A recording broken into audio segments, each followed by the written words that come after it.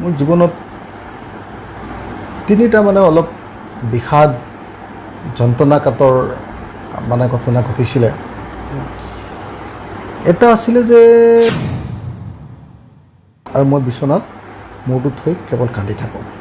কেতিয়াবা 1 ঘণ্টা কান্দোঁ, কেতিয়াবা 2 ঘণ্টা কান্দোঁ, কেতিয়াবা গোটেই ৰাতিটো কান্দোঁ। তেতিয়া মই বিষাদগ্ৰস্ত হৈ পৰোঁ। দুখিত আপোনাৰ অত্যন্ত ব্যক্তিগত এই কথাকেইটা সোধাৰ বাবে, প্ৰাসংগিকতা থকাৰ কাৰণে সুধিলোঁ, বেয়া নাপাব আপুনি। আপুনি কেতিয়াবা ভাবে নেকি যে এই সংগ্ৰামী সত্তাৰে মানুহৰ মাজত ঘূৰি ফুৰা অখিল গগৈ সীমাবদ্ধতাটো এটা সমষ্টিৰ ভিতৰত আবদ্ধ হৈ পৰিল বুলি আপুনি কেতিয়াবা অনুভৱ কৰে নেকি? মইতো যোৱা কেইদিনমান ধৰি এনেকৈ ভাবি আছোঁ যে মই MLA পদটোৰ পৰা পদত্যাগ কৰি দিওঁ নেকি। যে অখিল গগৈ ৰাইজৰ দল গঠন কৰিবৰ কাৰণে চুপাৰী মাফিয়াৰ পৰা কাৰোবাৰ 3 কোটি টকা বোলে ডিমাণ্ড কৰিছিল। শেহতীয়াকৈ আপুনি কলিকতালৈ গৈছে, কিয়? আপোনালোকে গম পাইছে নেকি কলিকতালৈ যোৱা কথা? আপুনি 2014 চনৰ লোকসভা নিৰ্বাচনৰ সময়ত আপুনি আহ্বান দিছিল অসমৰ ৰাইজক যে বিজেপিক কিছু পাৰ্টিক ভোট দিব লাগে। অসম জাতীয় পৰিষদেতো মোৰ বিৰুদ্ধে প্ৰাৰ্থী দিছিলে। যেতিয়া আপুনি কৃষক নেতা আছিল তেতিয়া আপোনাক নাঙল গগৈ বুলি আপোনাক এটা নাম দি উপনাম দি সমালোচনা কৰিছিল। আৰু এতিয়া যেতিয়া আপুনি বিধায়ক হ'ল, বিধায়ক হোৱাৰ পাছত অসম বিধানসভাৰ মজিয়াত কিবা এটা বিষয় মাত মাতিবলৈ যোৱা সময়ত বা আপুনি পৰম্পৰাগত পদ্ধতিৰ বিৰুদ্ধে গৈ যে কথাখিনি ক'ব লাগিব ৰাইজৰ কথা, তেতিয়া আপোনাক জকৰ আখ্যা দিয়া হৈছে।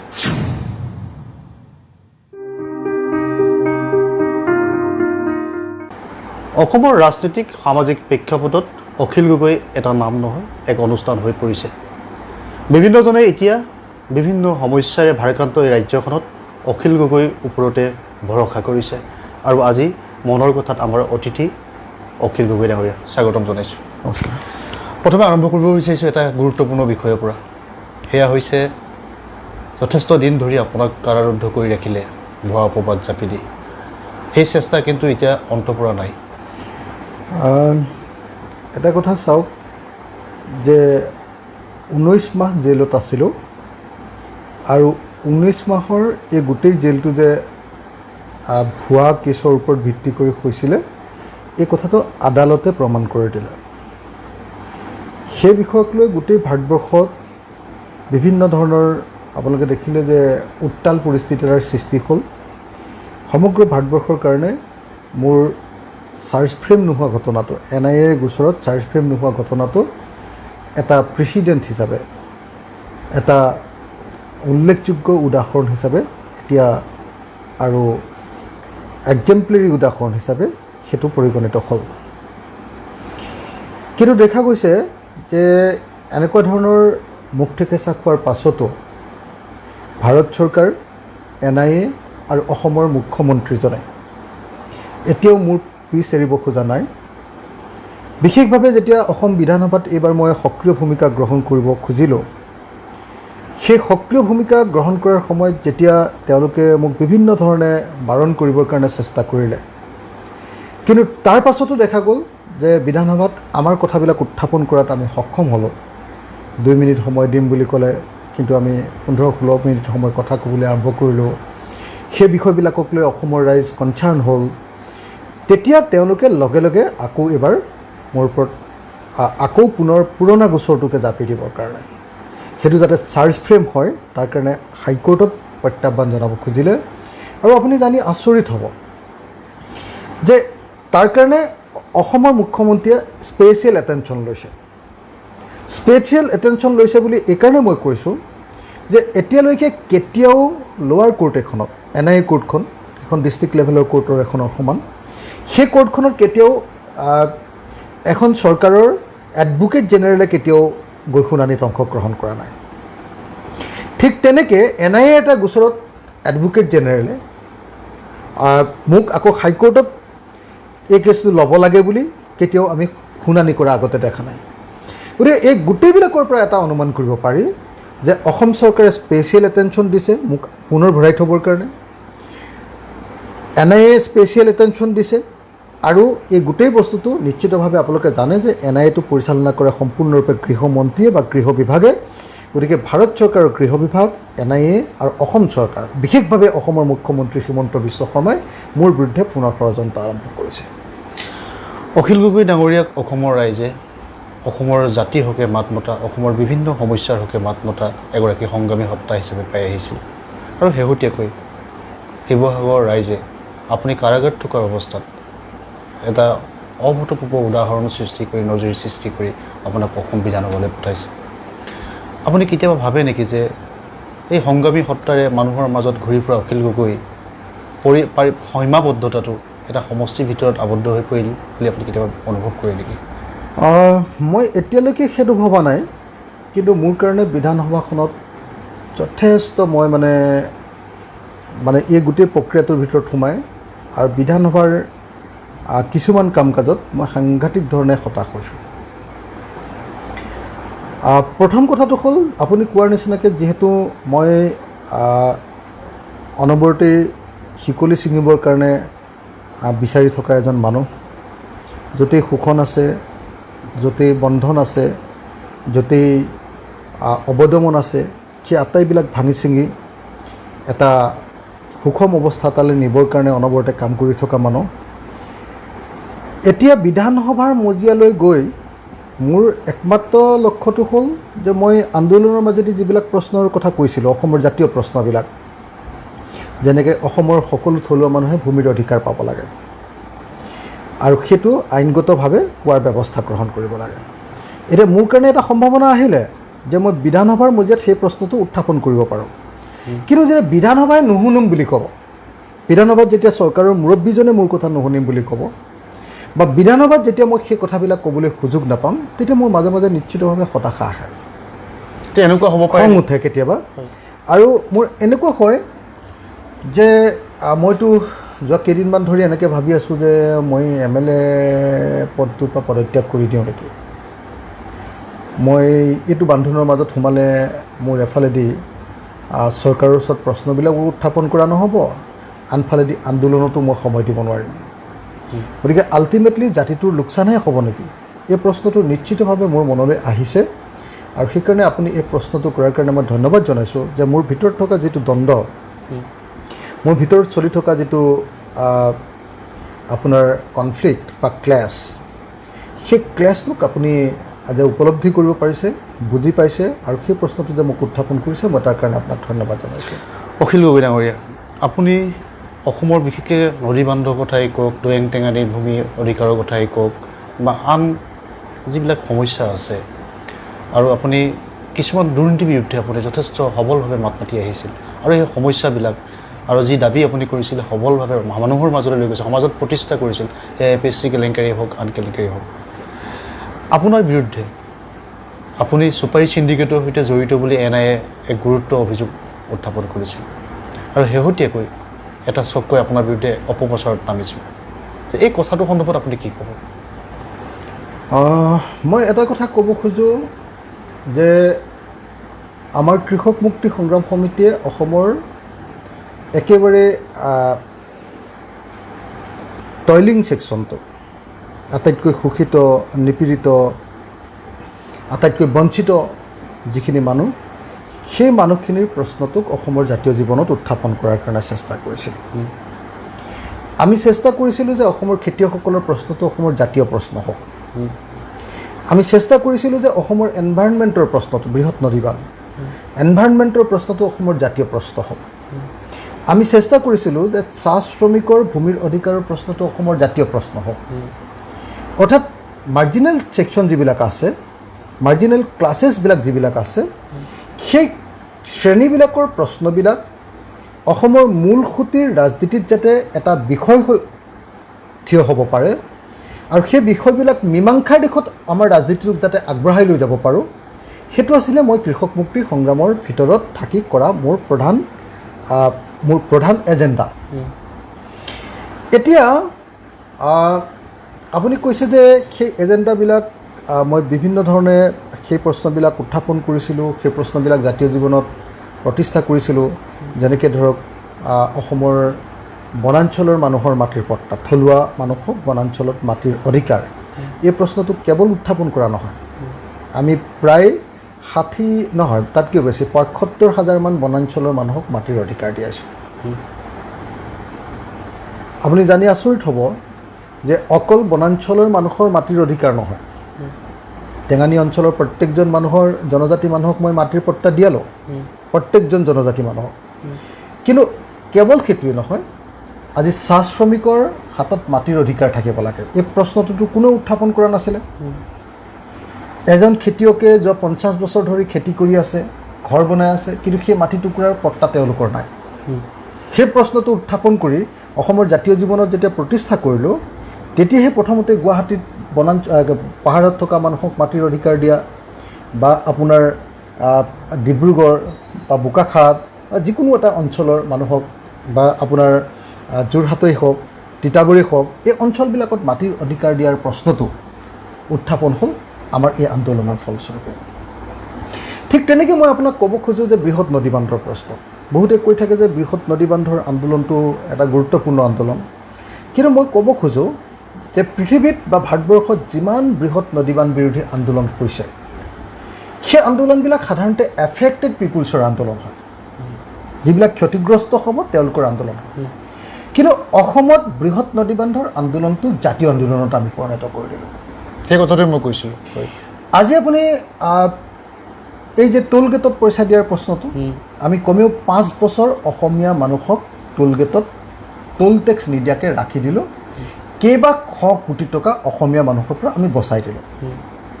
মোক জেলত ভৰাই সেই প্ৰশ্নবিলাক নাইকিয়া কৰি দিলে, টোল গেট খুলিলে, নদীবান্ধৰ কাম আৰম্ভ কৰিলে, এইবিলাক হয়। বা আমি গোটেই অসমৰ মানুহক মাটিৰ অধিকাৰৰ কাৰণে লাগিছিলোঁ, সেইবিলাক নহ'ল। আমি ধৰক দুৰ্নীতিৰ বিৰুদ্ধে লাগিছিলোঁ, আপুনি কোৱাৰ নিচিনাকৈ আপোনাৰ APSC কেলেংকাৰী, APSC কেলেংকাৰীৰ মূল যিবিলাক খলনায়ক সেইবিলাক নফচিলে, একো 2-4জন খলনায়ক ফচিলে, কিন্তু আৰু কিছুমান খলনায়ক আছিলে যিবিলাক ৰাজনীতিৰ লগত জড়িত বা সামাজিক জীৱনৰ লগত জড়িত, তেওঁলোক নফচিলে। গতিকে এই প্ৰশ্নবিলাক উত্থাপন কৰি জাতীয় জীৱনৰ গুৰুত্বপূৰ্ণ প্ৰশ্ন হিচাপে প্ৰতিষ্ঠা কৰাটো আছিলে মোৰ জীৱনৰ ব্ৰত আৰু আমাৰ কৃষক মুক্তি সংগ্ৰাম সমিতিৰ ৰাজনৈতিক কৰ্মসূচী। সেইখিনি আমি লাহে লাহে আগবঢ়াই আনিছিলোঁ। সেই প্ৰশ্নবিলাক উত্থাপন কৰোঁতে দুৰ্নীতিৰ বিৰুদ্ধে বা মাফিয়া ৰাজৰ বিৰুদ্ধে আমি চুপাৰীৰ প্ৰশ্নবিলাকো উত্থাপন কৰিছিলোঁ। চুপাৰীৰ প্ৰশ্নটো কি কাৰণে উত্থাপন কৰিছিলোঁ যে চুপাৰীটো হ'ল, মই 3-4টা প্ৰশ্ন তাত কৈ ল'ব খোজোঁ। 1 নম্বৰটো হ'ল যে চুপাৰীৰ পৰা বাহিৰৰ পৰা অনা চুপাৰীৰে আমাৰ ইয়াত ধৰক গুটকা বনায়, তাত আপোনাৰ ধপাত জাতীয় সামগ্ৰী মিহলাই, আৰু সেই বস্তুবিলাক খাই আজি অসমৰ নতুন প্ৰজন্ম কি অৱস্থালৈ গৈছে আমি সকলোৱে দেখিছোঁ। কেঞ্চাৰ হয়, কিবা হয়, মই সেইবিলাকলৈ নাযাওঁ, কিন্তু এই বস্তুবিলাকৰ হেৰিয়াত পৰি, কেনেকুৱা ধৰণৰ নিচাত পৰি অসমৰ নতুন প্ৰজন্ম কি পৰ্যায়লৈ গৈছে আমি সকলোৱে দেখিছোঁ। গতিকে সেইটো মোৰ কাৰণে ইম্পৰ্টেণ্ট বস্তু যে নতুন প্ৰজন্মক বচাব লাগে। 2 নম্বৰ বস্তুটো হ'ল যে এই যে ম্যানমাৰৰ পৰা এটা বস্তু আহিছে, আজিকালি সমাজৰ মানুহে যে গম পালে এইটো ম্যানমাৰৰ পৰা আহিছে, সেইটো আমি প্ৰতিষ্ঠা কৰিছোঁ। আজি ম্যানমাৰৰ পৰা এটা বস্তু আহিবৰ কাৰণে ভাৰত চৰকাৰৰ লগত এখন চুক্তি লাগে, সেই চুক্তিখন নাই। যদি চুক্তি নহয় তেতিয়াহ'লে বিদেশৰ পৰা আপুনি সেই বস্তু আনিব নোৱাৰে। যদি আপুনি বিদেশৰ পৰা এটা বস্তু লিগেলি আনে তেতিয়াহ'লে তাৰ কাষ্টম ডিউটি পাব, তাৰপিছত আকৌ আমি GST পাম আমাৰ ইয়াত গোটেই কাৰবাৰবিলাকৰ কাৰণে। এতিয়া ম্যানমাৰৰ পৰা যিবিলাক চুপাৰী আনে, সেই চুপাৰীবিলাক মণিপুৰৰ চুপাৰী বা নাগালেণ্ডৰ চুপাৰী বা আমাৰ কাৰ্বি আংলঙৰ চুপাৰী বা আমাৰ হোজাই চুপাৰী বুলি এইবিলাক মিছাকৈ বিক্ৰী কৰা হয়। গতিকে আমি সেই গোটেই ৰাজহটোৰ পৰা বঞ্চিত হ'লোঁ। তৃতীয় বস্তুটো হ'ল যে সেই চুপাৰীবিলাকৰ লগত আটাইতকৈ যিটো ডাঙৰ ৰাজনীতি জড়িত হৈ আছে সেইটো হ'ল যে চুপাৰীবিলাকৰ ভিতৰতে ড্ৰাগছ অনা হয়, ড্ৰাগছৰ সৰবৰাহ। আজি কোনো পধ্যে আপোনালোকে জানে যে যিটো আমাৰ গল্ডেন ট্ৰায়েংগল বুলি কয় ন, গল্ডেন ট্ৰায়েংগলটো হ'ল পৃথিৱীৰ ড্ৰাগছ উৎপাদনৰ প্ৰধান কেন্দ্ৰ। সেই ঠাইৰ পৰা এই যে আমাৰ গোটেই পৃথিৱীলৈ ড্ৰাগছ যায়, সেইটোৰ গোটেই ট্ৰেনজিট ৰোডটো হ'ল আমাৰ অসম। এতিয়া অসমৰ মাজেদি যে ইমান ড্ৰাগছ গৈ আছে, সেই ড্ৰাগছৰ গোটেই বস্তুটো তেতিয়ালৈকে বন্ধ কৰাটো সম্ভৱ নহ'ব যেতিয়ালৈকে ইলিগেলি ইণ্টাৰনেশ্যনেল ট্ৰেনজেকশ্যন এটা হৈ থাকিব। আজি চুপাৰী গাড়ী এখন আনিলে আৰ্মিয়েও চেক নকৰে গেটত, আৰ্মি থাকে আপোনালোকে জানে যে ম্যানমাৰ অসম মণিপুৰ বৰ্ডাৰটো ভাৰতৰ বৰ্ডাৰত আৰ্মি থাকে আৰ্মিৰ লগত তেওঁলোকৰ চেকিং আছে তাৰপিছত কাষ্টম বিভাগে চেকিং নকৰে গাড়ী বস্তু ননমায় কাৰণ কাষ্টম বিভাগৰ লগত তেওঁলোকে ইলিগেলি পইচা দিয়ে DRI বুলি এটা আছে ডাইৰেক্টৰ অফ ৰেভিনিউ ইণ্টেলিজেঞ্চ সেইটোত তেওঁলোকে পইচা দিয়ে গতিকে তেওঁলোকেও চেক নকৰে অসমৰ কৰ বিভাগে চেক নকৰে গতিকে এইবিলাকৰ ভিতৰত গাড়ীখন যিহেতু চেক নহয় গতিকে তাৰ ভিতৰত ড্ৰাগছ আহেনে তাৰ ভিতৰত অস্ত্ৰ আহেনে নে তাৰ ভিতৰত আপোনাৰ এই আমাৰ সোণ আহে 2 নম্বৰী নকলি সোণ আহে এই কথাটো চাবৰ কাৰণে কোনো ব্যৱস্থা নাই গতিকে এইটো এটা ডাঙৰ ছভৰেনিটিৰ প্ৰশ্ন ছভৰেনিটিৰ প্ৰতি থ্ৰেট এটা আমাৰ ভাৰতবৰ্ষৰ সাৰ্বভৌমত্বৰ প্ৰতি এটা থ্ৰেট যে বিদেশৰ পৰা এটা বস্তু এনেকৈ 2 নম্বৰী পথেৰে আহে আৰু তাৰ মাজত বিভিন্ন ধৰণৰ দেশ বিৰোধী বস্তু আহিব পাৰে চতুৰ্থ কিন্তু আটাইতকৈ ইম্পৰ্টেণ্ট কথাটো হ'ল যে এনেকৈ যিবিলাক চুপাৰী মাফিয়াই এই বস্তুবিলাক আনে তেওঁলোকে সকলোৱে উত্তৰ পূৰ্বাঞ্চলৰ উগ্ৰপন্থী সংগঠন কিছুমানক ধন দি আনে ম্যানমাৰৰ পৰা মণিপুৰ মণিপুৰৰ পৰা নাগালেণ্ডৰ পৰা অসম এই সমগ্ৰ প্ৰক্ৰিয়াটোত উত্তৰ পূৰ্বাঞ্চলৰ বহু উগ্ৰপন্থী সংগঠনৰ প্ৰধান পুঁজিৰ যোগান ধৰে এই আপোনাৰ কি কয় চুপাৰী চিণ্ডিকেটটোৱে এই প্ৰশ্নবিলাকক লৈ মই ভাৰতবৰ্ষৰ প্ৰধানমন্ত্ৰীক চিঠি দিছিলোঁ ভাৰতবৰ্ষৰ গৃহমন্ত্ৰীক চিঠি দিছিলোঁ ভাৰতবৰ্ষৰ বৈদেশিক পৰিক্ৰমা মন্ত্ৰীক চিঠি দিছিলোঁ আৰু লগতে ভাৰতবৰ্ষৰ আপোনাৰ NSA নেশ্যনেল ছিকিউৰিটি আপোনাৰ কি কয় এজন NSA যিজন নেশ্যনেল ছিকিউৰিটি আমাৰ যিজন দুভাল বুলি মানুহ আছে ৰাষ্ট্ৰীয় এডভাইজাৰ তেওঁক মই চিঠি দিছিলোঁ আৰু দেখিছিলোঁ যে ভাৰতবৰ্ষৰ প্ৰধানমন্ত্ৰীৰ কাৰ্যালয়ে মোৰ চিঠিখন যথেষ্ট গুৰুত্ব দি এইবিলাকৰ বিৰুদ্ধে ভাৰতীয় এজেঞ্চিবিলাকক তদন্ত আৰম্ভ কৰিবলৈ দিছিল আৰু সেইবিলাকৰ ফলস্বৰূপে আজি এই গোটেই প্ৰক্ৰিয়াটোৰ মাজত লাহে লাহে চুপাৰী মাফিয়াবিলাক সোমাইছে এতিয়া কোনোবাই কৈছে সংবাদ মাধ্যমত ডাঙৰকৈ প্ৰকাশ কৰিছে যিহেতু এতিয়া সংবাদ মাধ্যম যথেষ্ট পৰিমাণে চৰকাৰৰ লগত আছে আৰু অখিল গগৈৰ বিৰুদ্ধে 2টা নিউজ কৰিব পাৰিলে সংবাদ মাধ্যম গুডবুকত সোমায় গতিকে সংবাদ মাধ্যমে মই দেখিছোঁ যে ডাঙৰ নিউজ কৰিছে মোৰ বিৰুদ্ধে যে অখিল গগৈয়ে ৰাইজৰ দল গঠন কৰিবৰ কাৰণে চুপাৰী মাফিয়াৰ পৰা কাৰোবাৰ 3 কোটি টকা বোলে ডিমাণ্ড কৰিছিল ৰাইজৰ দল যেতিয়া গঠন কৰিছিলে তেতিয়া বাৰু মই ক'ত আছিলোঁ তেতিয়াতো মই জেলত আছিলোঁ আপুনি এজন সাংবাদিক মোক আপুনি কোনোবা দিন যোগাযোগ কৰিব পাৰিছিলেনে নিশ্চয় পৰা নাই আপোনালোকৰ চেনেলটোৰ লগত জড়িত আপোনাৰ হেৰিয়াৰ লগত জড়িত প্ৰতিদিনৰ আপোনালোকৰ ডিজিটেল হেৰিটোৰ লগত সংস্কৰণটোৰ লগত জড়িত এজন প্ৰধান সাংবাদিক অসমৰ প্ৰকাশ মহন্ত তেখেতে মোৰ লগত যোগাযোগ কৰিব পাৰিছিলেনে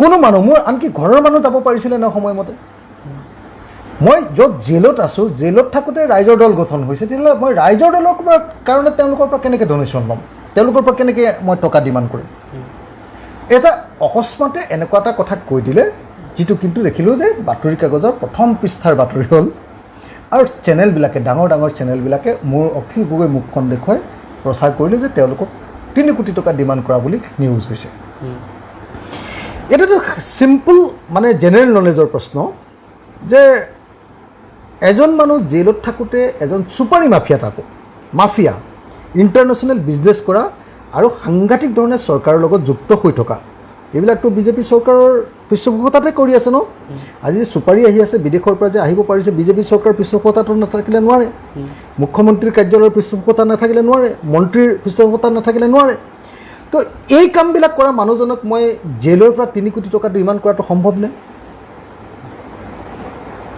আৰু যদি ডিমাণ্ড কৰিছিলোঁ আৰু যদি তেওঁলোকৰ সন্মতি নাছিলে তেতিয়াহ'লে তেতিয়া কেলৈ মোৰ ওপৰত গোচৰ নিদিলে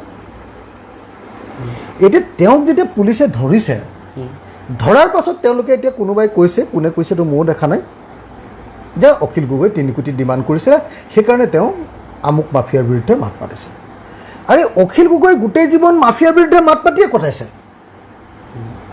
সেইটোতো আজিৰ কথা নহয় ৰাইজৰ দল গঠন কৰাৰ পাছত কৰা কথা নহয় সেই মানুহজনক যিজন মানুহৰ নাম লৈছে সেই মানুহজনক যদি অসমৰ সমাজ জীৱনত কোনোবাই কুখ্যাত মাফিয়া বুলি প্ৰতিষ্ঠা কৰিছে সেইটোতো মই বাতৰি কাগজ আৰু সংবাদ মাধ্যমেতো তেওঁক ডাঙৰ হিৰোই বনাই দিয়ে মাজে ইমান দানবীৰ আমুক কৰে ইমান বোলে অসমৰ বোলে আটাইতকৈ ডাঙৰ টেক্স পেয়াৰ এইবিলাক ধৰণৰ নিউজ কৰি তেওঁকতো গ্লৰিফাই কৰি দিয়ে কিন্তু মই একমাত্ৰ মানুহ যিজন মানুহে তেওঁৰ প্ৰকৃত চৰিত্ৰটো যে তেওঁ মাফিয়া হয় সেই কথাটো কৈছিলোঁ আৰু তাৰ কাৰণে কিমান প্ৰলোভন কিমান দাদাগিৰিৰ সন্মুখত যে মই কৈছোঁ আৰু মই আপোনাক ক'ব পাৰোঁ যে সেই মাফিয়াবিলাকৰ পৰা বহু জাতীয় সংগঠনে মই একদম ভালকৈ জানো কোনে কিমান পইচা লয়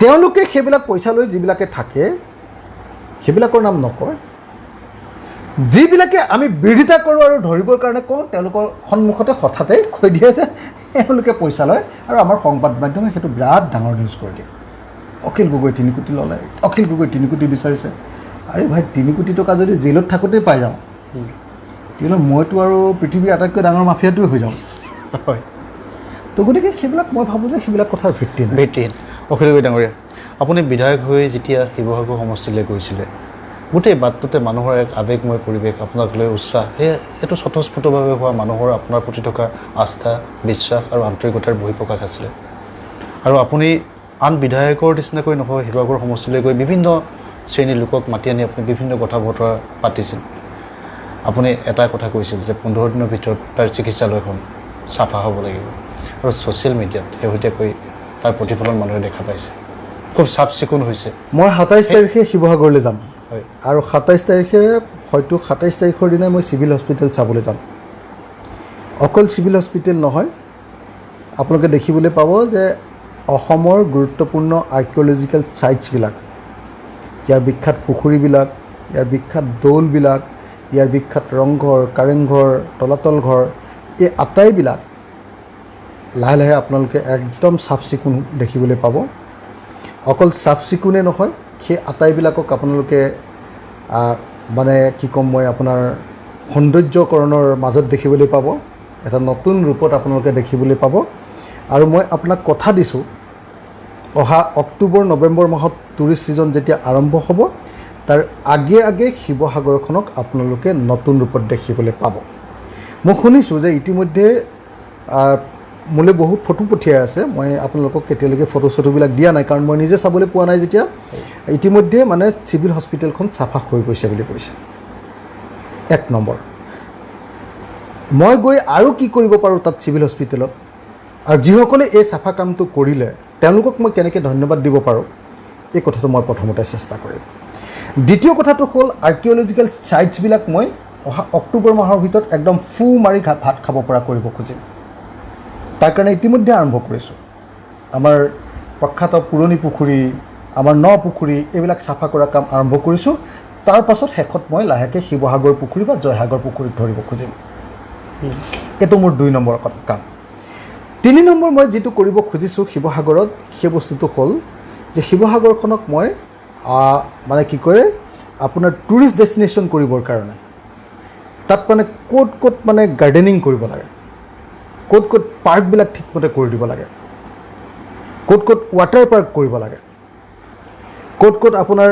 নাও খেলৰ ব্যৱস্থা কৰিব লাগে ক'ত নতুন কনচেপ্ট কিছুমান ল'ব খুজিছোঁ ক'ত মানে ৱেটলেণ্ড পাৰ্ক কৰিব লাগে ৱেটলেণ্ড টুৰিজিম কৰিব খুজিছোঁ ক'ৰবাত হয়তো মই কৰিব খুজিছোঁ যে হেৰিটেজ ৱাক কৰিব খুজিছোঁ ক'ৰবাত হেৰিটেজ চাইকেল ৰাইডিং কৰিব খুজিছোঁ ক'ৰবাত মানে আপোনাৰ হেৰিটেজ বাফেল্লো ৰাইডিং কৰিব খুজিছোঁ বাফেল্লো কাৰ্ট ৰাইডিং কৰিব খুজিছোঁ মানে মহৰ গাড়ীত মানুহ যোৱা ব্যৱস্থা কৰিব খুজিছোঁ ক'ৰবাত খুব স্পীডত যে একদম আপোনাৰ হেৰিখন লৈ যায় কি কয় পানীত যে হেৰিখন চলায় স্কুটাৰৰ নিচিনা যে নাওখন চলাই যায় মটৰচাইকেলৰ নিচিনাকৈ সেই ব্যৱস্থা কৰিব খুজিছোঁ ক'ৰবাত অসমৰ একেবাৰে থলুৱা নাৱৰ যিটো ব্যৱস্থা সেই থলুৱা নাৱৰ খেলটো খুব ভালকৈ কৰিব খুজিছোঁ তাৰপিছত ইম্পৰ্টেণ্ট কথাটো কৰিব খুজিছোঁ যে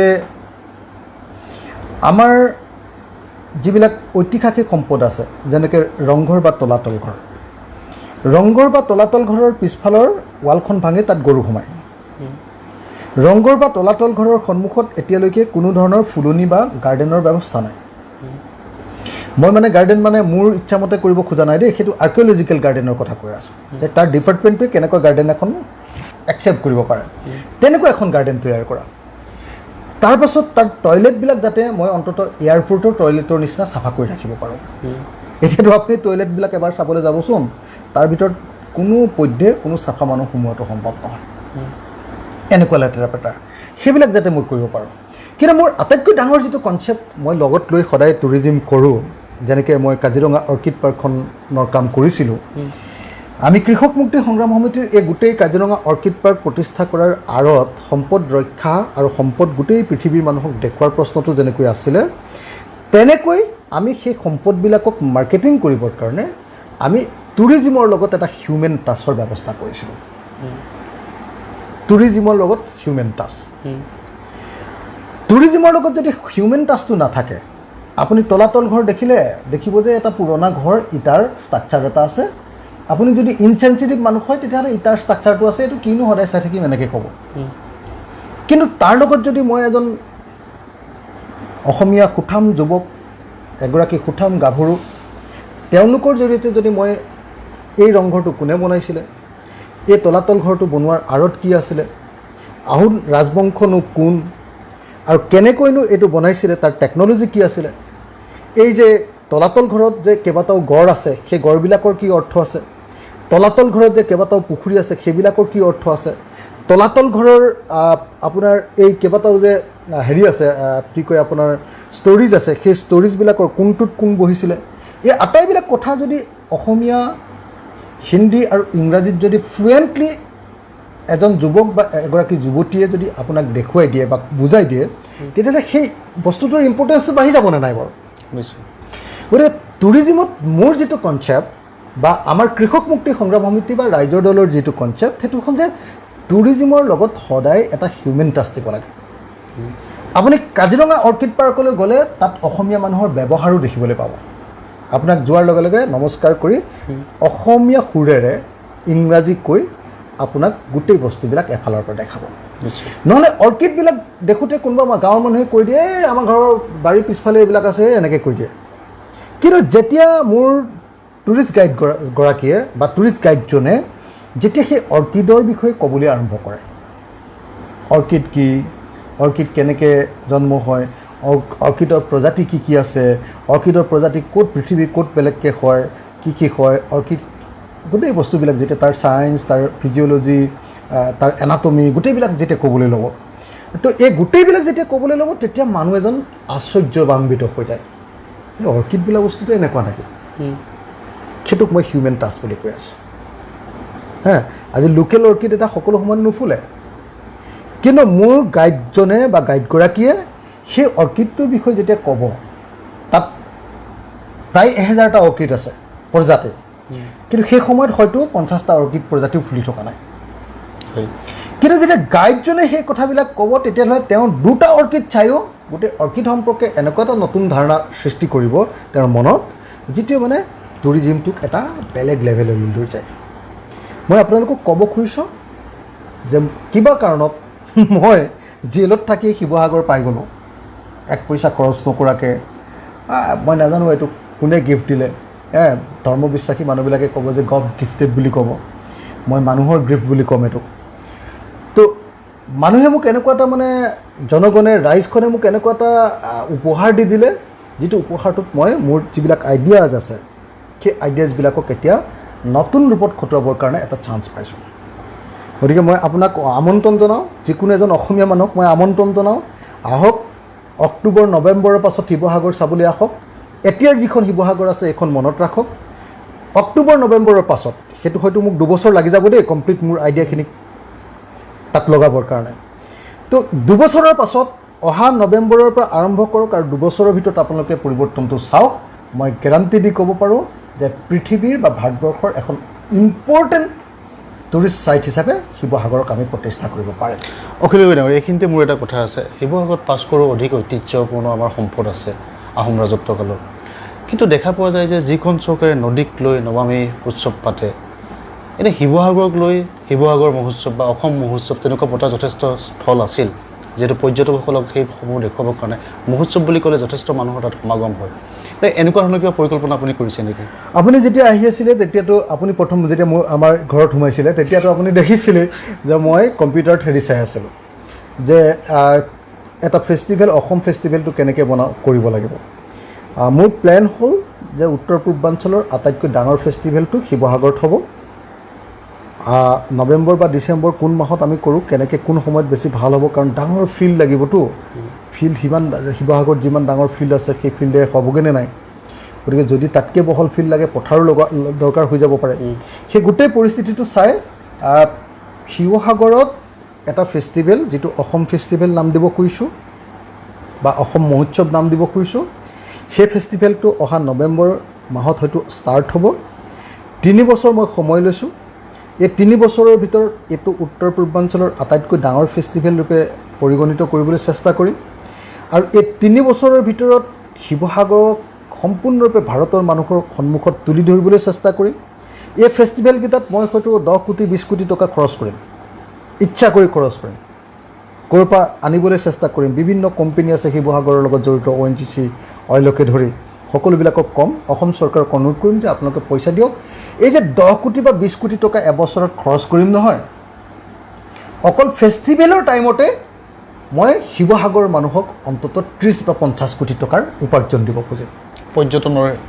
পৰ্যটনৰ মাজেদি ফেষ্টিভেলত ইমান মানুহ হ'ব, হাজাৰ হাজাৰ লাখ লাখ মানুহৰ ব্যৱস্থা কৰিব খুজিম, লাখৰ ঘৰত মানুহৰ ব্যৱস্থা কৰিব খুজিম, যে সেই মানুহবিলাকে তাত থাকিব, তাত খাব, তাত নাচিব, তাত নাচ চাবলৈ যাব।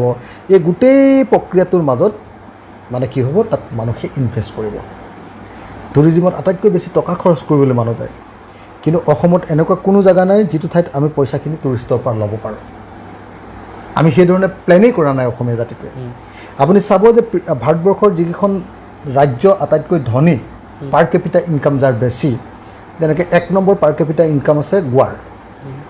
কি কাৰণে? গোৱাৰটো বেলেগ এনেকুৱা ধৰণৰ ইনকাম চিনকাম নাই, মেইন বেচিকেলি পৰ্যটন। আটাইতকৈ বেছি ইনকাম থকা ৰাজ্যখন গোৱা পৰ্যটনৰ কাৰণে। আপুনি উত্তৰ পূৰ্বাঞ্চলৰ আটাইতকৈ বেছি ইনকাম থকা ৰাজ্যখন ছিকিম পৰ্যটনৰ কাৰণে। আমি অসমৰ এই পৰ্যটনটোক তেনেকৈ বিকশিত কৰিব খুজিছোঁ। সেইটো মই অকল শিৱসাগৰটো উদাহৰণ, আগতে উদাহৰণ কাজিৰঙাত দেখুৱাইছিলোঁ, এতিয়া শিৱসাগৰত তাতকৈ বহল উদাহৰণ এটা দেখুৱাব খুজিছোঁ।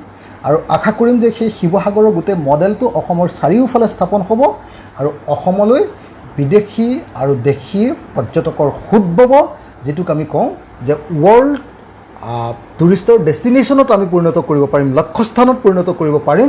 আৰু 10 বছৰ সময় ল'ব খুজিছোঁ যে শিৱসাগৰক সঁচা সঁচি অৰ্থত ৱৰ্ল্ড হেৰিটেজ চাইট ৰূপে ঘোষণা কৰাবলৈ চেষ্টা কৰিম। আৰু আপুনি এই কথাখিনি বিধানসভাত সবলভাৱে উত্থাপন কৰিছিল, বাজেটত তাৰ আংশিক প্ৰতিফলনো চৰকাৰে প্ৰতিশ্ৰুতি দিবলৈ বাধ্য হৈছিল।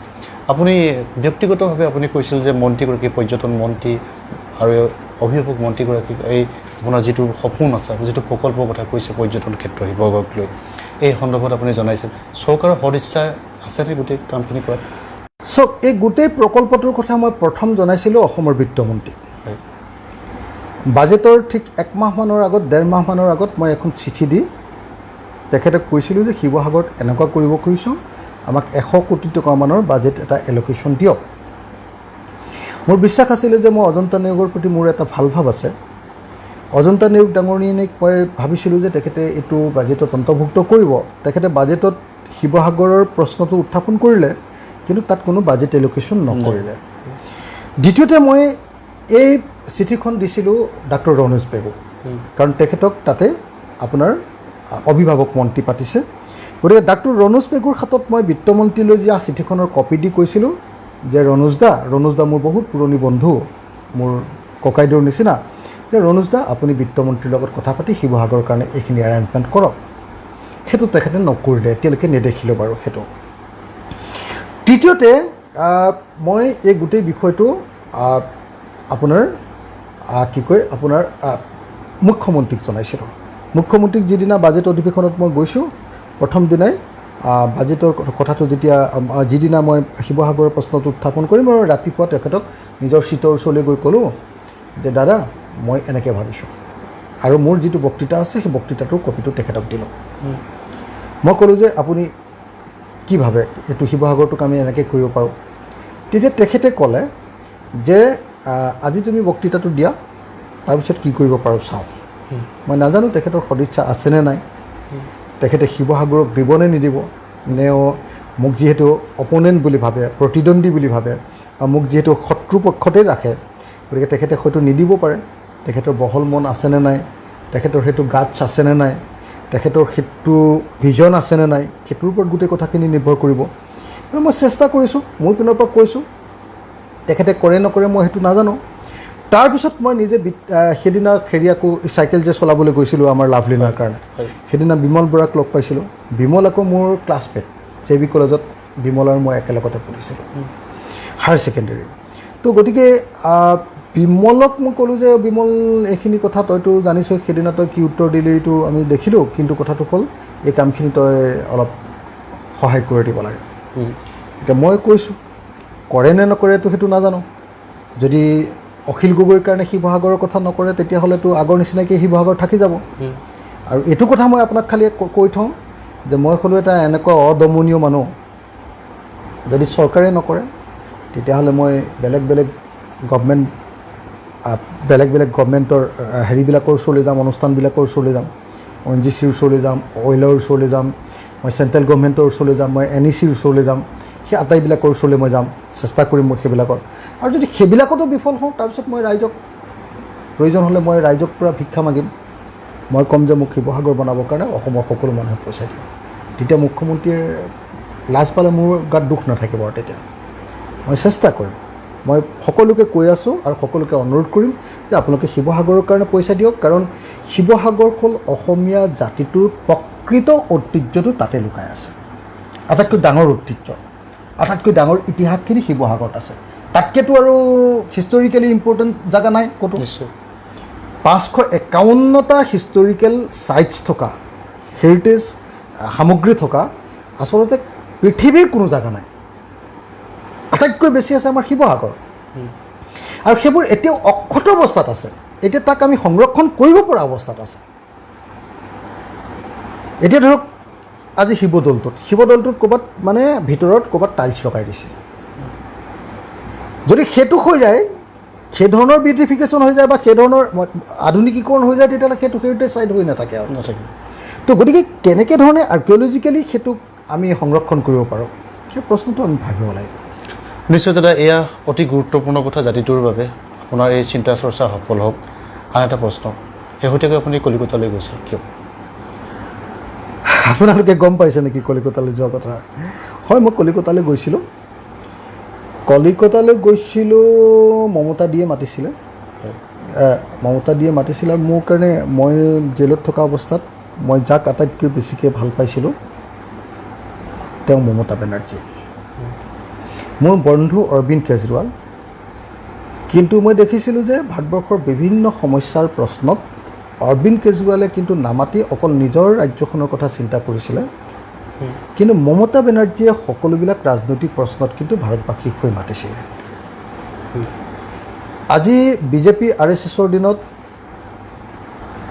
ভাৰতবৰ্ষৰ ফেডাৰেল ব্যৱস্থাটো ভাৰতবৰ্ষৰ যিটো যুক্তৰাষ্ট্ৰীয় ব্যৱস্থা সেই ফেডাৰেল ষ্ট্ৰাকচাৰটো ভাঙি শেষ কৰি ইয়াক ইউনিটেৰী বা এককেন্দ্ৰিক ৰাষ্ট্ৰৰূপে প্ৰতিষ্ঠা কৰিবৰ কাৰণে বিজেপি RSSে আটাইতকৈ চেষ্টা কৰিছে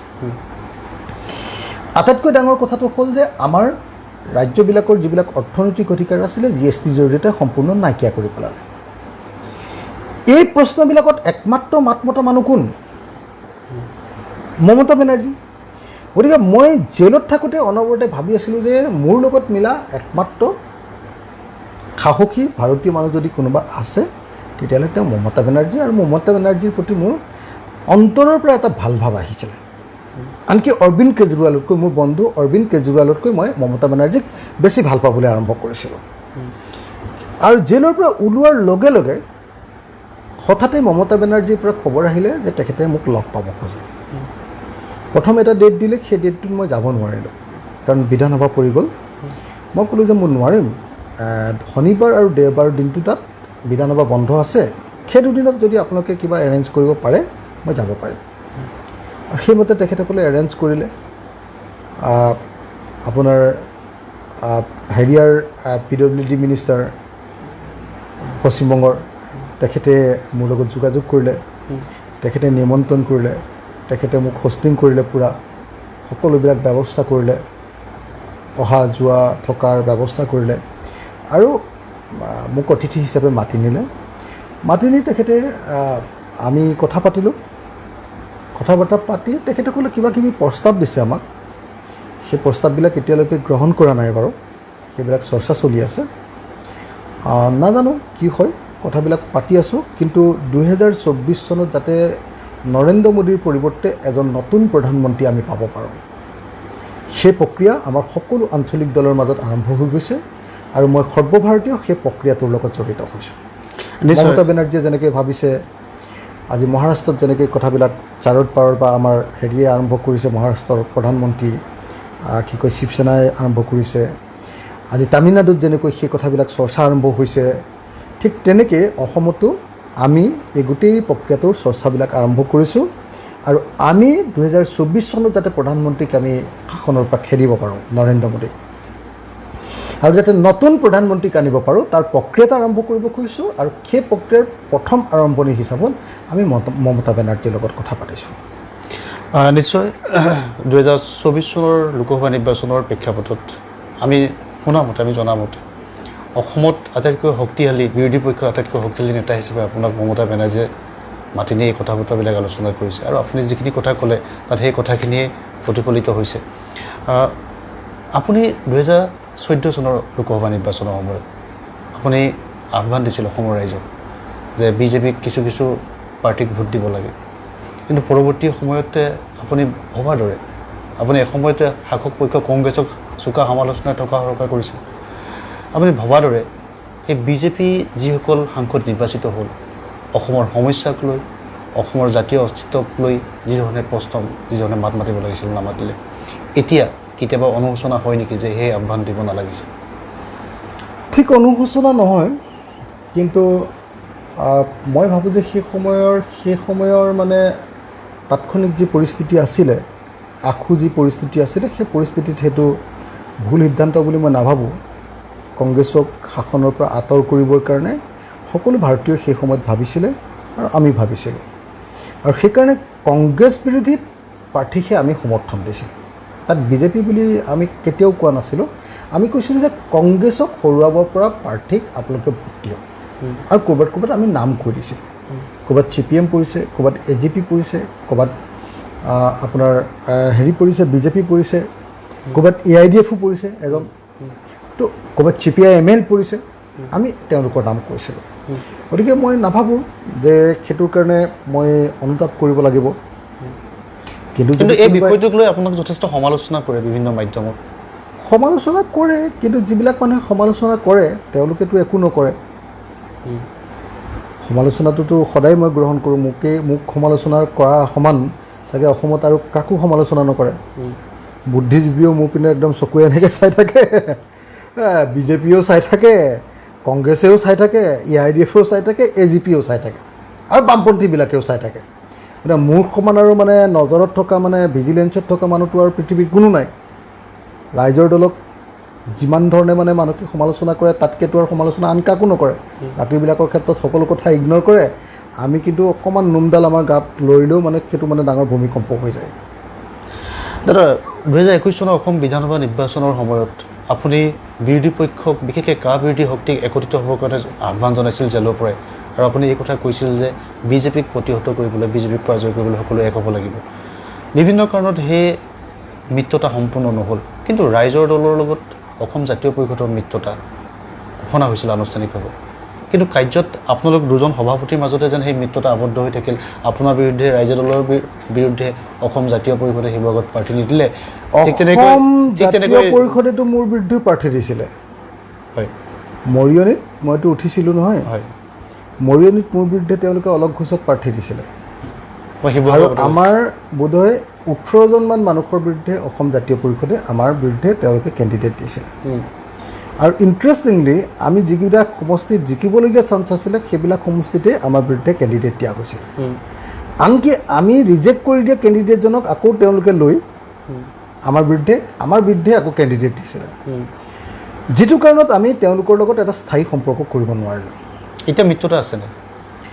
মিত্ৰতা আছে নাই মইতো নাজানো, আপোনালোকে নিজে জানিব এইটো কথা। মিত্ৰতা আছে নে নাই অসমৰ মানুহে দেখি আছে এইবিলাক কথা।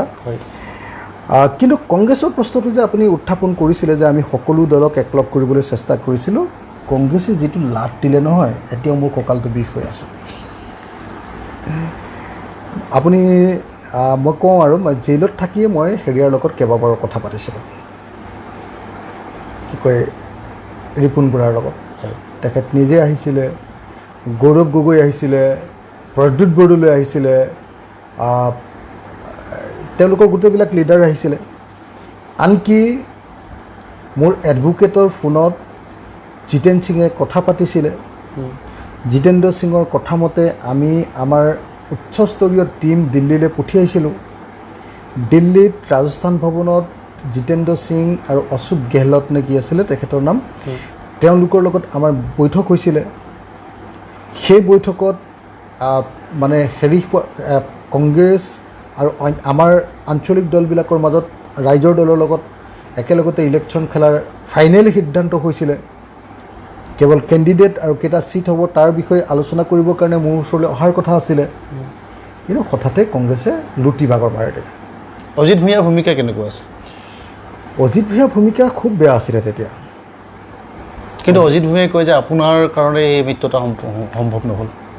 অজিত ভূঞাই কি কয়তো মই শুনা নাই, কিন্তু অজিত ভূঞা দাদাই মানে মোৰ লগত মিত্ৰতাৰ সকলো কথা পাতি আহি বাহিৰত আহি কিন্তু আমি মিত্ৰতা নিবিচাৰোঁ বুলি কৈ দিছিলে।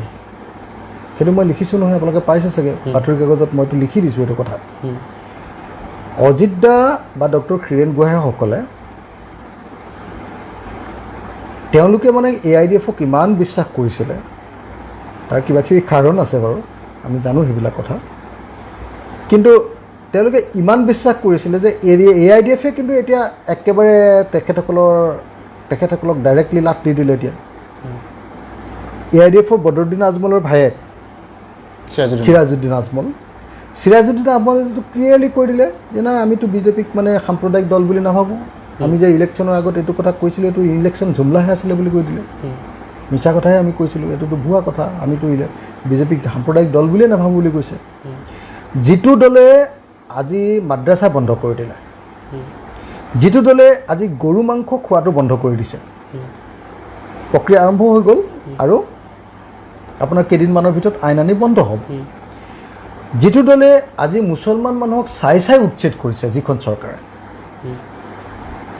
আৰু আজি কিবা এটা ঘটনা ঘটিলেই যত দুখ নন্দ ঘোষৰ নিচিনাকৈ সকলোবিলাক দুখ মুছলমান মানুহৰ ওপৰত, সংখ্যালঘু মানুহৰ ওপৰত জাপি দিছে, সেইখন চৰকাৰক বদৰুদ্দিন আজমল মুছলমানসকলৰ প্ৰতিনিধি বুলি কয়। তেওঁৰ ভাতৃ চিৰাজুদ্দিন আজমল অৰ্থাৎ তেওঁলোকৰ দলৰ প্ৰধান বছজনে কি বুলি ক'লে যে বিজেপি কোনোপধ্যে সাম্প্ৰদায়িক দল নহয়। এতিয়া ক'তে মৰে আপুনি, যি সদায় কৈ আহিলে যে নহয় বিজেপি RSS ইমান ডাঙৰ সাম্প্ৰদায়িক দল, তেওঁলোকক ভেটিবৰ কাৰণেহে আমি মুছলমানে দল খুলিছোঁ, নহয় জানো? সেই দলটো এতিয়া কৈ দিলে যে না বিজেপি সাম্প্ৰদায়িক দল নহয়, আমি মিছা কথা কৈছিলোঁ, কিন্তু বঢ়িয়া দল এটা। তাৰপিছত কৈ দিলে যিজন মানুহে গোটেই মুছলমান মানুহক সকলো ধৰণে ধ্বংস কৰিবৰ কাৰণে লাগি আছে, অসমৰ মুখ্যমন্ত্ৰীজন, সেই মুখ্যমন্ত্ৰীজন বোলে ভাৰতবৰ্ষৰ শ্ৰেষ্ঠ মুখ্যমন্ত্ৰী। এতিয়া ডাক্তৰ হীৰেণ গোহাঁইৰ নাকটো ক'ত থাকিলে, অজিত ভূঞাৰ নাকটো ক'ত থাকিলে, আপুনি নিজে ভাবি চাওকচোন, ক'ত নাকটো থাকিলে? গোহাঁই ছাৰ, যিজন গোহাঁই ছাৰে AIDFৰ লগত আমি AIDFক সাম্প্ৰদায়িক বুলি কোৱাৰ কাৰণে আমাৰ পৰা পদত্যাগ কৰিছিলে, উপদেষ্টা পদৰ পৰা, সেইজন হীৰেণ গোহাঁইয়ে AIDFক ইমানকৈ ছাপোৰ্ট দিছিলে আৰু কৈছিলে যে তেওঁলোক সাম্প্ৰদায়িক নহয়। আমি কৈছিলোঁ যে এটা সাম্প্ৰদায়িক শক্তিক আন এটা সাম্প্ৰদায়িক শক্তিৰ জৰিয়তে কেতিয়াও প্ৰতিৰোধ কৰাটো সম্ভৱ নহয়। সেই কথা এতিয়াও কৈ আছে আপুনি। আমি তেতিয়াও কৈছিলোঁ, ইলেকশ্যনৰ সময়তো কৈছিলোঁ, তাৰ আগতো কৈছিলোঁ, এতিয়াও কওঁ, ভৱিষ্যতেও কৈ থাকিম। অসমততো একমাত্ৰ একদম একেটা কথাকে কৈ থকা মানুহ আমিয়ে, সদায় এটা স্থিতিতে থকা মানুহ আমিয়ে। আমি কৈছোঁ যে মুখ্যমন্ত্ৰীও যদি মোক পাতে বদৰুদ্দিন আজমলে, তথাপিও মই বদৰুদ্দিন আজমল পাৰ্টিৰ লগত নাই, বিজেপি RSSৰ লগত নাই আৰু বদৰুদ্দিন আজমলৰ পাৰ্টিৰ লগত নাই। কাইলৈ যদি মোকতো NIA প্ৰস্তাৱেই দিছিলে বিজেপিৰ মন্ত্ৰী হ'বলৈ, কাইলৈ যদি আপোনাৰ বদৰুদ্দিন আজমলে কয় যে অখিল গগৈক আমি মুখ্যমন্ত্ৰী পাতিম, তেওঁ আমাৰ লগত আহিব লাগে, তথাপিও মই ক'ম যে কোনো পধ্যে এইটো নহ'ব। বদৰুদ্দিন আজমলক মই ঘৃণা কৰোঁ, বদৰুদ্দিন আজমলৰ পাৰ্টিক মই ঘৃণা কৰোঁ, RSS আৰু বিজেপিক যেনেকৈ মই ঘৃণা কৰোঁ তেনেকৈ মই বদৰুদ্দিন আজমল পাৰ্টিক ঘৃণা কৰোঁ। হিন্দু সাম্প্ৰদায়িকবাদীসকলক যেনেকৈ ঘৃণা কৰোঁ, মুছলমান সাম্প্ৰদায়িকসকলক মই সমানে ঘৃণা কৰোঁ। গতিকে এই প্ৰশ্নত কম্প্ৰমাইজ নহ'ব। তো এই কথাটো কোৱাৰ কাৰণে ডক্টৰ হীৰেণ গোহাঁই ছাৰে মোক বেয়া পালে। এতিয়া গোহাঁই ছাৰে যিটো কাৰণত ভাল পাইছিলে, সেই মানুহকেইজনে যিটো কথা ক'লে, এতিয়া গোহাঁই ছাৰে বা আমাৰ আগত কেনেকৈ নাকটো উলিয়াব, অসমৰ মানুহৰ আগত বা গোহাঁই ছাৰে কেনেকৈ নাকটো উলিয়াই আছে, এতিয়া মই সেইটোৱেতো গম পোৱা নাই। অজিত ভূঞাই একদম বদৰুদ্দিন আজমলৰ হৈ কিমান কৈছিলে, আপুনিতো শুনি আছে। এতিয়া বদৰুদ্দিন আজমলৰ পাৰ্টীয়ে তেওঁলোকক সাম্প্ৰদায়িক নহয় বুলি কৈ দিয়াৰ পাছত এতিয়া অজিত ভূঞাই ক'ৰ পৰা নাকটো দেখুৱাব? এইটো ভয়ানক পৰিস্থিতি এটা কৈছে। কিন্তু আপুনি শেহতীয়াকৈ উপ নিৰ্বাচনত উমৈহতীয়া প্ৰাৰ্থী দিয়া পোষকতা কৰিছে।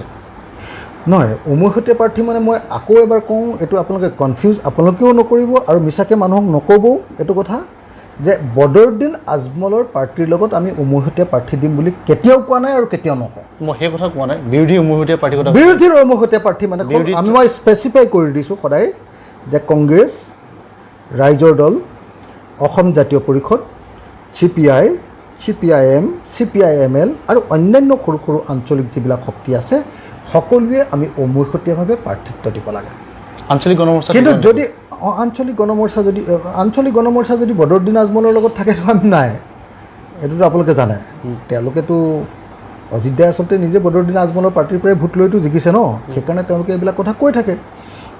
এতিয়া খোলাখুলি কথাটো হ'ল যে যদি বদৰুদ্দিন আজমল পাৰ্টি থাকে তেতিয়াহ'লে আমি তাত নাই, আৰু যদি কংগ্ৰেছে বদৰুদ্দিন আজমল পাৰ্টীৰ লগত নাথাকি আমাৰ লগত একলগ হ'ব খোজে তেতিয়াহ'লে আমি আছোঁ। কাৰণ আমি বিজেপি সাম্প্ৰদায়িক আৰু ফেচিবাদী শক্তিক পৰাভূত কৰিব খোজোঁ।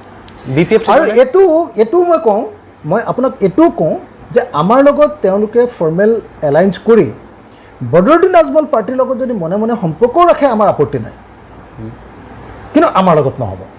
আমি আজমলৰ লগত নাই, আমি AIDFৰ লগত নাই, আমি সাম্প্ৰদায়িক কোনো শক্তিৰ লগতে নাই। আৰু BPFৰ কথাটো মই নাজানো, BPFেতো উল্টা পুল্টা কথা কৈ আছে এতিয়া, মইতো নাজানো। থাকিলে ভাল পাম, কিন্তু থাকিব বুলি মই নাভাবোঁ। দাদা, আপুনি এনে এজন প্ৰথমবাৰৰ বাবে নিৰ্বাচিত হোৱা বিধায়ক যি বিধানসভাত প্ৰথম দিনটোৰ পৰাই চৰ্চাৰ কেন্দ্ৰবিন্দু হৈ আহিছে। আপোনাক মাত্ৰ 2 মিনিট সময়হে কথা ক'ব পাৰিব বুলি তুচ্ছ তাচ্ছিল্য কৰা মানুহো আছে। বিধায়কে কি কাম কৰিব, বিধায়কৰ কাম নাই, অভিভাৱক মন্ত্ৰীয়ে কাম কৰিব, এনেদৰে বিধায়কক গোটেই সত্তাটোক নষ্ট কৰি দিয়া মানুহো আছে। আৰু আপোনাক বিধানসভাৰ মজিয়াত অসাংবিধানিক শব্দ ব্যৱহাৰে আপোনাক তুচ্ছ তাচ্ছিল্য কৰাও হৈছিল। ঠিক একেদৰে শাসকীয় গোষ্ঠীৰ শাসকীয় দলৰ কিছু লোকে বা আনে যিসকলে আপোনাক সমালোচনা কৰে, সঠিকভাৱে শুদ্ধভাৱে সমালোচনা কৰা হ'লে আপোনাক উপলুঙা কিছুমান শব্দৰে আপোনাক সমালোচনা কৰে। মোৰ প্ৰশ্ন দুটা আছে। প্ৰথম প্ৰশ্ন হ'ল, যেতিয়া আপুনি কৃষক নেতা আছিল তেতিয়া আপোনাক নাঙল গগৈ বুলি আপোনাক এটা নাম দি উপনাম দি সমালোচনা কৰিছিল। আৰু এতিয়া যেতিয়া আপুনি বিধায়ক হ'ল, বিধায়ক হোৱাৰ পাছত অসম বিধানসভাৰ মজিয়াত কিবা এটা বিষয় মাত মাতিবলৈ যোৱা সময়ত বা আপুনি পৰম্পৰাগত পদ্ধতিৰ বিৰুদ্ধে গৈ যে কথাখিনি ক'ব লাগিব ৰাইজৰ কথা, তেতিয়া আপোনাক জকৰ আখ্যা দিয়া হৈছে। এই গোটেই কথা বতৰাবিলাকৰ পৰা আচলতে কি বাৰ্তা গৈছে সমাজৰ মাজলৈ? মানে মোক যিমান অপমান কৰিছে, মই আগৰ যিটো অখিল গগৈ, মানে অৰিজিনেল যিটো অখিল গগৈ, মই মানে সহ্য কৰি থাকিব পৰা মানুহ নহয় ইমানকৈ। এতিয়া সলনি হ'ল নেকি? মানে অকল শিৱসাগৰৰ মানুহখিনিৰ কথা ভাবি, আৰু মোৰ শুভাকাংক্ষীবিলাকে বাৰম্বাৰ কৈ আছে, মোৰ লাখ লাখ শুভাকাংক্ষীয়ে এটাই কথা কৈ আছে, ছ'চিয়েল মিডিয়াতে হওক বা মোক ফোন কৰিয়ে হওক বা চাৰিওফালে আমাৰ সংগঠনৰ মানুহৰ মাজতে হওক, লাখ লাখ শুভাকাংক্ষীয়ে এটাই কথা কৈ আছে, তুমি অলপ সহ্য কৰা, ইহঁতৰ ষড়যন্ত্ৰত যাতে আকৌ পেলাব নোৱাৰে তাৰ কাৰণে তুমি অকণ ধৈৰ্য ধৰা। ইমান অপমানিত মোক কৰিছে নহয় বিধানসভাৰ মজিয়াত, মই কথা কৈ থাকিলে সিফালৰ পৰা টিটকাৰি মাৰি থাকে, মোক কথা ক'বলৈ নিদিয়ে। মই কংগ্ৰেছ দলৰ পৰা 6 মিনিট ধাৰ লৈছিলোঁ, সেইটো মোক ব্যৱহাৰ কৰিবলৈ নিদিলে। কিমান অপমানজনক শব্দ ব্যৱহাৰ কৰিছে আপোনালোকে দেখিছে। এই সকলোবিলাক অপমান সহ্য কেৱল এটা কাৰণতে কৰি আছোঁ যে শিৱসাগৰবাসীৰ উন্নয়ন, শিৱসাগৰবাসীৰ প্ৰত্যাশা আৰু সমগ্ৰ অসমবাসীয়ে ভৱিষ্যতৰ পৰিৱৰ্তনৰ কাৰণে এটা ধুৰ স্থিৰ এটা যিটো পৰিকল্পনাৰ আশা কৰিছে, এটা নতুন পৰিকল্পনা, সুস্থিৰ পৰিকল্পনা, এটা ভিজনাৰী পৰিকল্পনা যিটো আশা কৰিছে, সেই আশাৰ কাৰণেহে মই এতিয়া ৰৈ আছোঁ। নহ'লে কিন্তু এই চৰকাৰখনে মোক যিমানকৈ অপমান কৰিছে নহয় বিজেপি আৰ এছ এছে মই একদম ফালি পেলালোহেঁতেন মোৰ ইমান খং উঠি আছে এনেকৈ আত্মসন্মানত আঘাত যিধৰণে কৰি আছে নহয় বহুত কিবা কিবি কৰিব লাগিছিলে কিন্তু মই কৰা নাই ধৈৰ্য ধৰি আছোঁ আৰু ধৈৰ্য ধৰি মই থাকিম অসম বিধানসভাত যিদিনাখনি প্ৰথম আপুনি আহিছিলে সেইদিনাখনি মুখ্যমন্ত্ৰী হিমন্ত বিশ্ব শৰ্মাই এটা কথা কৈছিলে যে ক'ভিড প্ৰট'কলৰ প্ৰসংগ দোহাই দি তেখেতৰ ওচৰলৈ গৈ কাণে কাণে আপুনি কিবা কথা কোৱা বুলি কি কথা কৈছিলে আপুনি সেইদিনা তেখেতক হিমন্ত বিশ্ব শৰ্মাই মোক ভগা বাছ এখনত পুলিচে গটিয়াই বিধানসভালৈ নিছিলে পিছত তেওঁৱে নিছোঁ বুলি কৈ দিলে সেই কথাটোকে মই হিমন্ত বিশ্ব শৰ্মাৰ আগত কৈছিলোঁ যে মোক এনেকুৱা অপমান কৰিছে আপুনি ব্যৱস্থা লওক মুখ্যমন্ত্ৰী হিচাপে তেতিয়া তেওঁ মোক হাতখন দেখুৱাই কৈছিলে মই পীযুষ এইফালে আহা বুলি কৈ পীযুষক মাতিছিলে চাচোন কি হৈছে এইটো চাচোন চা এনেকৈ বুলি কৈছিলে সেইটোতো আপোনালোকে দেখি আছিলে সেইটো আৰু মই কি কথা কৈছিলোঁ সেইটো আৰু বেলেগকৈ ভাবিবলৈ একোৱে নাই আপুনি আপোনাৰ ঘৰত যেতিয়া এনে তালাচী চলাইছিল অভিযান চলাইছিল তেতিয়া দুটা বিশেষ বস্তু আপোনাৰ ঘৰৰ পৰা লৈ যোৱাৰ কথা আমি সংবাদ মাধ্যমে জানিছিলোঁ তাৰ ভিতৰত এখন বিশেষ কিতাপ আছিল কাৰাগাৰত থকা সময়ৰ কথাবিলাক আপুনি লিপিবদ্ধ কৰিছিল সেই কিতাপখন ওলাব নোলায় নাই পাণ্ডেলিৰ ভিতৰে লৈ গ'ল নহয় মই মানে আগতে জেইলত থকাৰ সময়খিনিৰ গোটেই কথাবিলাক মানে কিতাপ আকাৰে লিখি আছিলোঁ জেইলত কিয় সোমাইছিলোঁ কি ইছ্যুজবিলাকক লৈ মই উত্থাপন কৰিব খুজিছিলোঁ তাৰ ভিতৰৰ অন্তৰালৰ কথাবিলাক কি আছিলে মোক কিয় জেইলত দিছিলে জেইলত মই কি কৰি আছিলোঁ জেইলৰ জীৱনটোৰ লগত মই কেনেকৈ খাপ খাইছিলোঁ জেইলৰ যিবিলাক মানুহ আছে সেই জেইলৰ যিবিলাক আমাৰ ইনমেটছ আছে সেই ইনমেটছবিলাকৰ লগত মই কেনেকুৱা আচৰণ কৰিছিলোঁ তেওঁলোকৰ লগত কি ইছ্যুজবিলাকক লৈ কথা পাতিছিলোঁ তেওঁলোকৰ লগত মোৰ সম্পৰ্ক কেনেকুৱা আছিলে এই আটাইবিলাকক লৈ চাওক মই তাতে অসমৰ একদম ডেডলিয়েষ্ট হত্যাকাৰীকো লগ পাইছিলোঁ ডেডলিয়েষ্ট গাড়ী চোৰকো লগ পাইছিলোঁ উগ্ৰপন্থী সংগঠনৰ নেতৃবৰ্গকো লগ পাইছিলোঁ আৰু একেবাৰে অসমৰ আটাইতকৈ ডেঞ্জাৰাছ চোৰবিলাককো লগ পাইছিলোঁ প্ৰফেশ্যনেল চোৰ সেই আটাইবিলাকৰ কাহিনীবিলাক মই বহুতকৈ টুকি ৰাখিছিলোঁ তেওঁলোকৰ জীৱন তেওঁলোকৰ সেই অৱস্থালৈ পতিত হোৱাৰ কাৰণ সেই গোটেইবিলাক তাৰ লগত সমাজৰ সম্পৰ্ক আন্তঃসম্পৰ্ক ব্যৱস্থাৰ আন্তঃসম্পৰ্ক এই আটাইবিলাক কথা মই সেই কিতাপখনত লিখিবলৈ চেষ্টা কৰিছিলোঁ আৰু বহুদিন সাধনাৰ মাজেদি মই সেই কিতাপখনৰ সেই ড্ৰাফটটো কৰি আছিলোঁ ফাইনেল ড্ৰাফট 25 পৃষ্ঠামান হৈছিলে আৰু বাকীটো মই এখন কিতাপৰ মোটামুটি ড্ৰাফটটো মানে ৰাফ কৰি থৈছিলোঁ সেই গোটেই বস্তুখিনি লৈ গ'লে এতিয়া মই পাহৰি থাকিলোঁ ইমান দিন হৈ গ'ল এখন প্ৰকাশ কৰাৰ সম্ভাৱনা এতিয়া নাই আৰু এতিয়া এনআইএ লৈ গ'লে তাৰ মই ঘূৰাইতো নাপাওঁ আৰু ক'ত এনআইএ নিয়া বস্তু কেতিয়াবা আপুনি ঘূৰাই পাব নেকি পুলিচে নিয়া বস্তুটো আৰু ঘূৰাই নাপায় কোৰ্টৰ কেছ চেছ কৰিলে পাব পাৰোঁ এই ডেষ্ট্ৰয় কৰিলে চাগে এইবিলাক কিবা বুজি পাই জানো সিহঁততো সেইটো তাৰ মূল্যটোতো বুজি পোৱা মানুহ নহয় দিয়কচোন এটা এনকুৱাৰী এজেঞ্চিহে সেইখন গতিকে নাপাম বুলি ভাবিছোঁ আৰু মই সেইটো আশা এৰি দিলোঁ আৰু অখিল গগৈ ডাঙৰীয়াই যিমান ত্যাগ কৰিছে হয়তো অসমৰ ইতিহাসত ইমান ত্যাগ বিশেষকৈ সমাজ জীৱনৰ সৈতে জড়িত হৈ এনেদৰে ত্যাগ কৰা মানুহ হয়তো নোলাব আপোনাৰ এই সময়খিনিৰ মাজতে বাইদেউ গীতাশ্ৰী তামুলী বাইদেৱে PhD ডিগ্ৰী ডক্টৰেট ডিগ্ৰীটো ল'লে এয়া নিশ্চয় সকলোৰে এটা ভাল খবৰ আছিল আপুনি এখন আৱেগিক চিঠি লিখিছিল মাক লৈ আৰু যদিও প্ৰতীকী অৰ্থত মাতৃৰ প্ৰতি আপোনাৰ তাৰণাটোক আপুনি সেই চিঠিখনত প্ৰকাশ কৰিছিল এই চিঠিখনে গোটেই অসমবাসী মানুহৰ হৃদয় চুই গৈছিল এই চিঠিখনত কিয় লিখিব লগা হৈছিল এই প্ৰেক্ষাপটটো কি আছে না মানে কি আছিলে মানে মই আপোনাৰ প্ৰথম প্ৰশ্নটো আছিলে যে আপুনি সুধিছিলে মোক কি কৈছে আপুনি যথেষ্ট ত্যাগ কৰিছে সেই ত্যাগটোতো একো কৰা নাই চব যিকোনো এজন সংগ্ৰামী মানুহৰ কাৰণে ত্যাগটো উশাহ নিশাহৰ নিচিনা কথা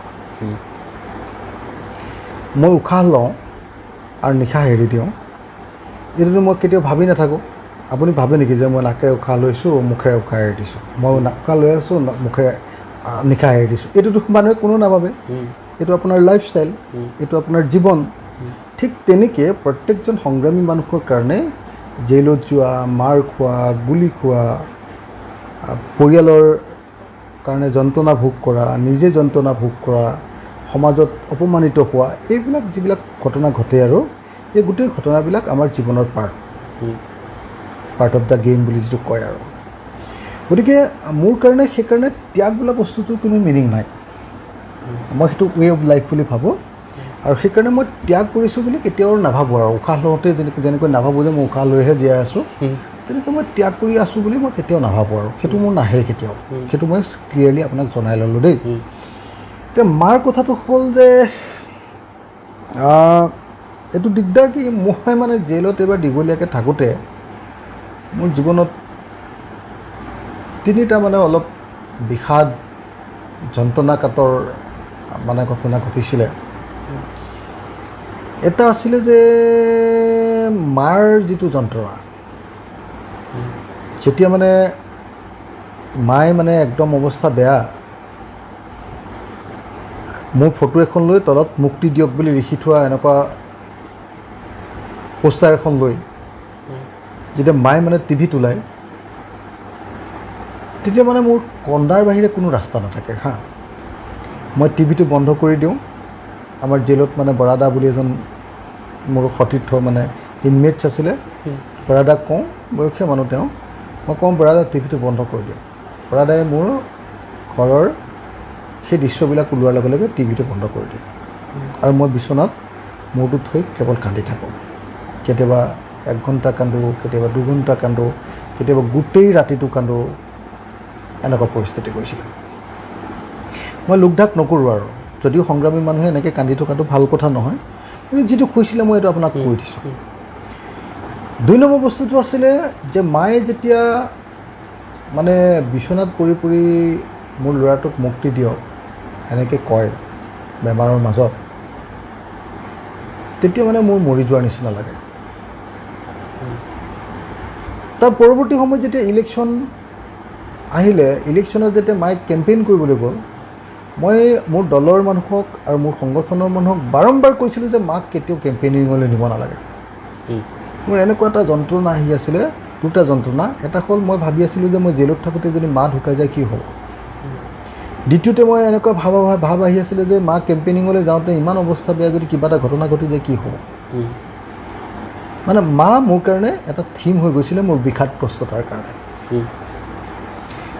গতিকে মাক লৈ মোক সঁচাকৈ আৱেগিক হৈছিলোঁ, কাৰণ মোৰ এনেকুৱা দিনে দিনে ধাৰণা হৈছিলে যে মই হয়তো আৰু জেলৰ পৰা ওলোৱাটো সম্ভৱ নহ'ব।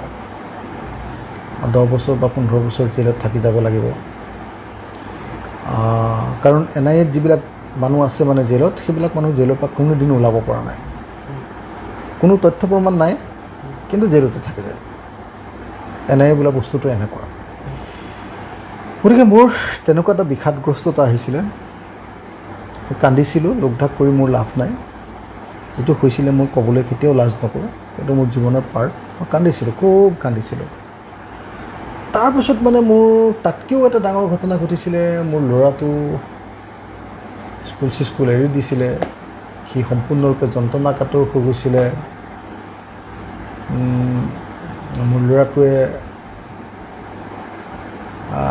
মোৰ ল'ৰাটো মানে একেবাৰে হেৰি হৈ গৈছিলে আৰু, মানে স্বাভাৱিক জীৱন যাত্ৰাত নাছিলে আৰু। মই ইয়াতকৈ আৰু একো ক'ব নোৱাৰোঁ আপোনাক। গতিকে মই মানে গোটেই ফেমিলিটো লছ কৰি পেলাইছিলোঁ। মানে মোৰ একো নাইকিয়াৰ নিচিনা হৈ গৈছিলে। সেইকাৰণে যেতিয়া মাৰ কথা মনত আহে বা মোৰ ল'ৰাটোৰ কথা যেতিয়া মনত আহে, তেতিয়া মই বিষাদগ্ৰস্ত হৈ পৰোঁ। তাতে মোৰ পত্নীয়ে মানে ঘৰখন চম্ভালিব নোৱাৰা হৈ গৈছিলে কোনো ফালৰ পৰা। সেই পৰিস্থিতিটোৰ কাৰণে মানে খুব বেয়া দিন মোৰ গৈছিলে আৰু, জীৱনৰ আটাইতকৈ বেয়া দিন আৰু, ডাৰ্কেষ্ট ডে বুলি যাক কওঁ আৰু। সেইটো পৰিস্থিতি হৈছিলে কাৰণে মানে মোৰ কি হৈছিলে, মানে মই সাংঘাতিক ধৰণে বিষাদগ্ৰস্ত হৈ গৈছিলোঁ। আৰু মোৰ কাৰণে মাত্ৰ 2টাই ৰাস্তা আছিলে। সেইটো আছিলে যে মই খোজকাঢ়ি অকল ভাবি ফুৰিছিলোঁ, আৰু 2 নম্বৰটো আছিলে মই কিতাপৰ মাজত সোমাই গৈ নিজকে পাহৰিব খুজি আছিলোঁ। সেই পৰিস্থিতিটো কৈছিলে কাৰণে মানে মই আৱেগিক হৈ গৈছিলোঁ আৰু লোক ঢাক কৰি লাভ নাই। আৰু সেই পৰিস্থিতিটোকে মই পাতলাবৰ কাৰণে কেতিয়াবা লিখিছিলোঁ, মাৰ ওপৰত এটা লেখা লিখিছিলোঁ। মই বেটাৰ ওপৰত লেখা লিখিব পৰা নাই, মানে মোৰ সেইটো বেছি আৰু হেৰি আছিলে, মানে মাটোতো অলপ মানে চিনিয়ৰ মানুহ কাৰণে মোৰ অলপ হেৰি আছিলে, গতিকে মই লিখিবই পাৰিছিলোঁ। বেটাৰ বিষয়টো মই লিখিবও নোৱাৰোঁ, ক'বও নোৱাৰোঁ, ভাবিবও নোৱাৰোঁ, ছেকেণ্ড পাৰ্চনৰ লগত মই আলোচনাও কৰিব নোৱাৰোঁ।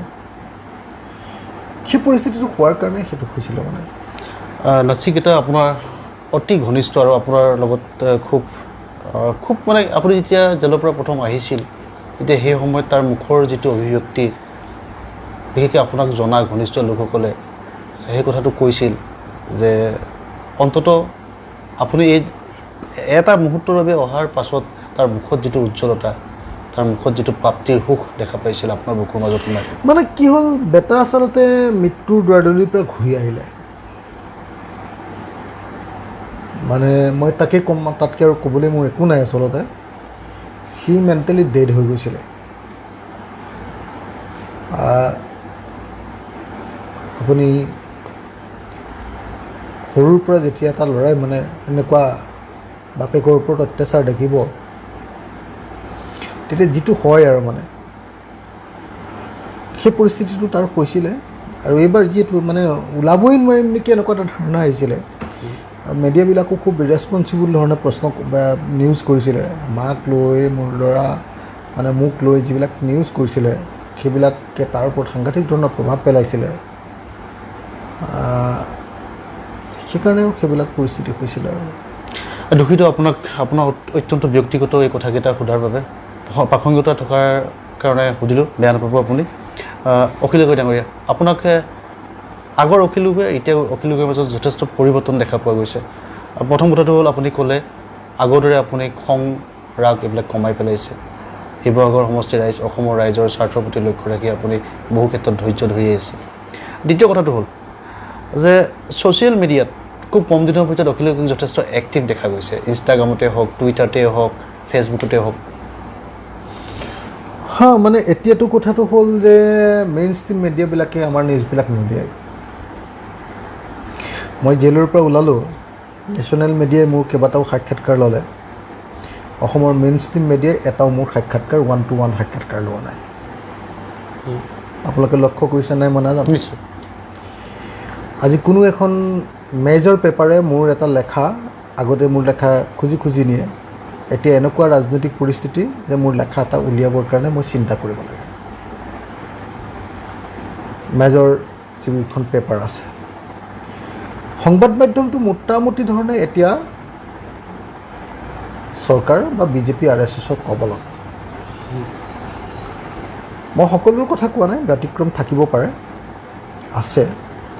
কিন্তু সামগ্ৰিকভাৱে অসমৰ মেইন ষ্ট্ৰীম মিডিয়া এতিয়া সম্পূৰ্ণৰূপে জনগণৰ পৰা আঁতৰত, চৰকাৰৰ পক্ষত। গতিকে মোৰ কাৰণে অল্টাৰনেটিভটো হ'ল যে ক'ৰবাত সৰু সৰু যিবিলাক ৱেব পৰ্টেল আছে, ছ'চিয়েল মিডিয়া আছে, ইনষ্টাগ্ৰাম আছে, সেইবিলাকৰ মাজেদি মই মোৰ কথাখিনি ক'বতো লাগিব, ৰাইজৰ মাজলৈতো মই নিব লাগিব। মই কাৰণ সামাজিক প্ৰাণী, মই ৰাজনৈতিক প্ৰাণী, গতিকে মই কথাখিনি নিব লাগিব। আৰু সেইকাৰণে এই কামটো আৰম্ভ কৰিছোঁ। আৰু নিশ্চিতভাৱে আমি এটা ডাঙৰ প্লেন কৰিছোঁ অসমৰ ৰাজনীতি পৰিৱৰ্তন কৰিবৰ কাৰণে।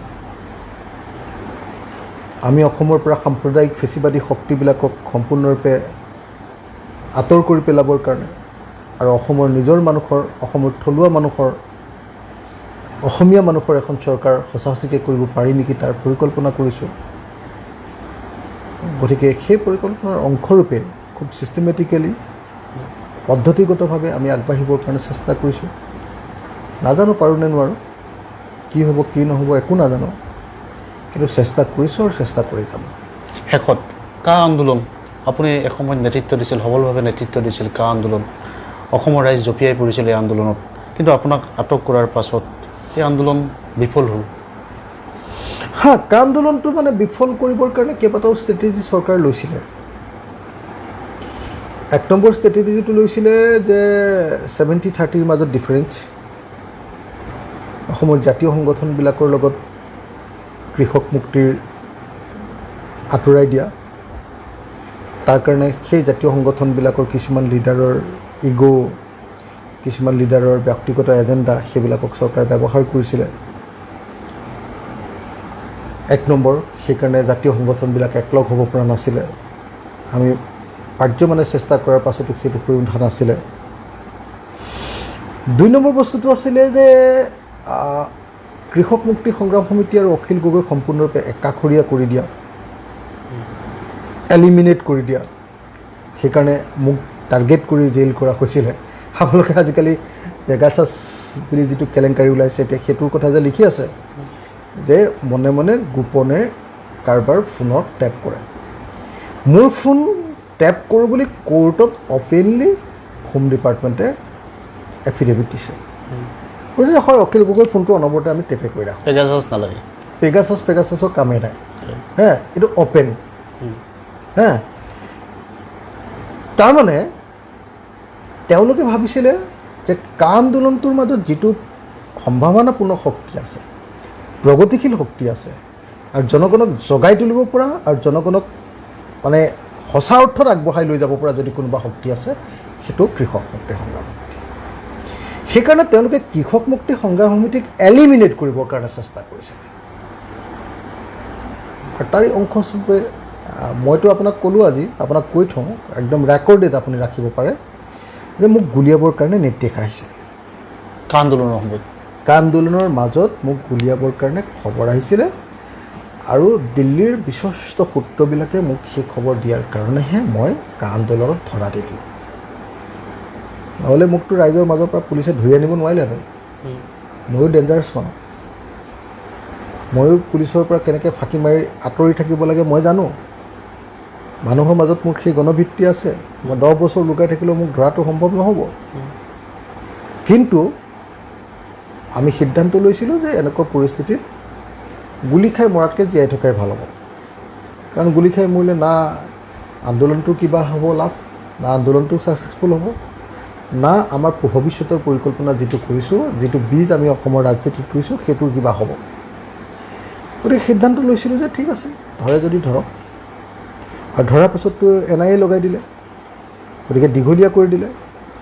এতিয়া মই আপোনাক কওঁ যে চৰকাৰে এফালেদি ইয়াৰ আন্দোলনটোৰ মাজত থকা প্ৰগতিশীল শক্তিটোক এলিমিনেট কৰিব খুজিছিলে, আনফালেদি জাতীয়তাবাদী দুৰ্বল, লোভীয়া, ভয়াতুৰ এই মানুহবিলাকক, মই সকলো কথা কোৱা নাই আকৌ দেই, যিবিলাক হয় মই তেওঁলোকৰ কথাহে কৈ আছোঁ। আৰু আপোনালোকে কোন কোন হয় নিজে নিজে গম পাবই, সকলো অসমৰ মানুহে বুজি পাব।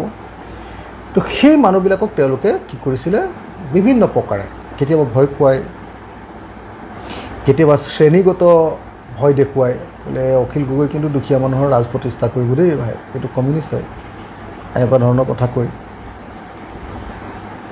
বা কেতিয়াবা স্পনচৰশ্বিপ দি সেইবিলাক জাতীয় সংগঠনৰ লগ প্ৰতি, বা গোপন কিছুমান এজেণ্ডা আৰু গোপন কিছুমান মানুহ পুছ কৰি কি কৰিছিলে, এই গোটেই কাৰবাৰটোক মানে ডাইলিউট কৰি পেলাইছিলে, বেলেগ বিপথে পৰিচালিত কৰিছিলে। আৰু এনেকৈ খুব পৰিকল্পিতভাৱে চৰকাৰখনে ৰাজপথৰ এটা আন্দোলন, যিটো আন্দোলনত সৰ্বস্তৰৰ অসমৰ জনগণে অভূতপূৰ্ব শব্দটো একদম আচল অৰ্থত যদি ব্যৱহাৰ কৰোঁ, আগতে কেতিয়াও নোহোৱা ঘটনা এটা ঘটাইছিলে যে অসমৰ মানুহে সকলোৱে নিজৰ নিজৰ ৰাজপথলৈ ওলাই আহি ৰাস্তাটোহে বন্ধ কৰি দিছিলে। এনেকুৱা বিশাল, এনেকুৱা বৃহত্তৰ, এনেকুৱা ঐতিহাসিক আৰু এনেকুৱা ধৰণৰ সকলো মানুহক যুক্ত কৰা আন্দোলন অসমত কেতিয়াও হোৱাই নাছিলে। পৃথিৱীতেও তেনেকুৱা ধৰণৰ ঘটনা দুই এটাহে চাগে আছে। গতিকে সেই অস্বাভাৱিক পৰিস্থিতিটোৱে হয়তো অসমীয়া জাতিটোক ভাৰত ৰাষ্ট্ৰৰ বিৰুদ্ধে লৈ যাব বুলি ভয় কৰিছিলে। আৰু সেইকাৰণে এই গোটেই প্ৰক্ৰিয়াবিলাকৰ মাজেদি আমাক মূলতঃ এলিমিনেট কৰি, আমাক চাইডলাইন কৰি গোটেই আন্দোলনটোক বশীভূত, টেম কৰা বুলি যাক কয়, টেম কৰি পেলাইছে। গতিকে তাত কোনে কি ভূমিকা ল'লে আপোনালোকে সকলোৱে দেখি আছে। ৰাইজ আজি ভাৱৰীয়া, কি ক'ম, দেখেই নাট ঘৰ, কোনে কি ভাও লৈছিলে আপোনালোকে নিজে দেখি আছে। গতিকে মই আৰু ক'বলৈ একো নাই। আৰু আজিকালি যে এই ফেশ্বন এটা দিয়ে, এনেই মিছা কথা এটা কয় যে মানে ক'ভিডৰ কাৰণে কা আন্দোলনটো বন্ধ কৰি ৰাখিছোঁ, আকৌ আৰম্ভ হ'ব, একদম মিছা কথা। জংগী আন্দোলন কৰিম আমি উত্তাল ৰাজনীতি আন্দোলন কৰিম, আমি হ'বলৈ নিদিওঁ, এইবিলাক যে ডাইলগ মাৰে, চব ফাঁকি।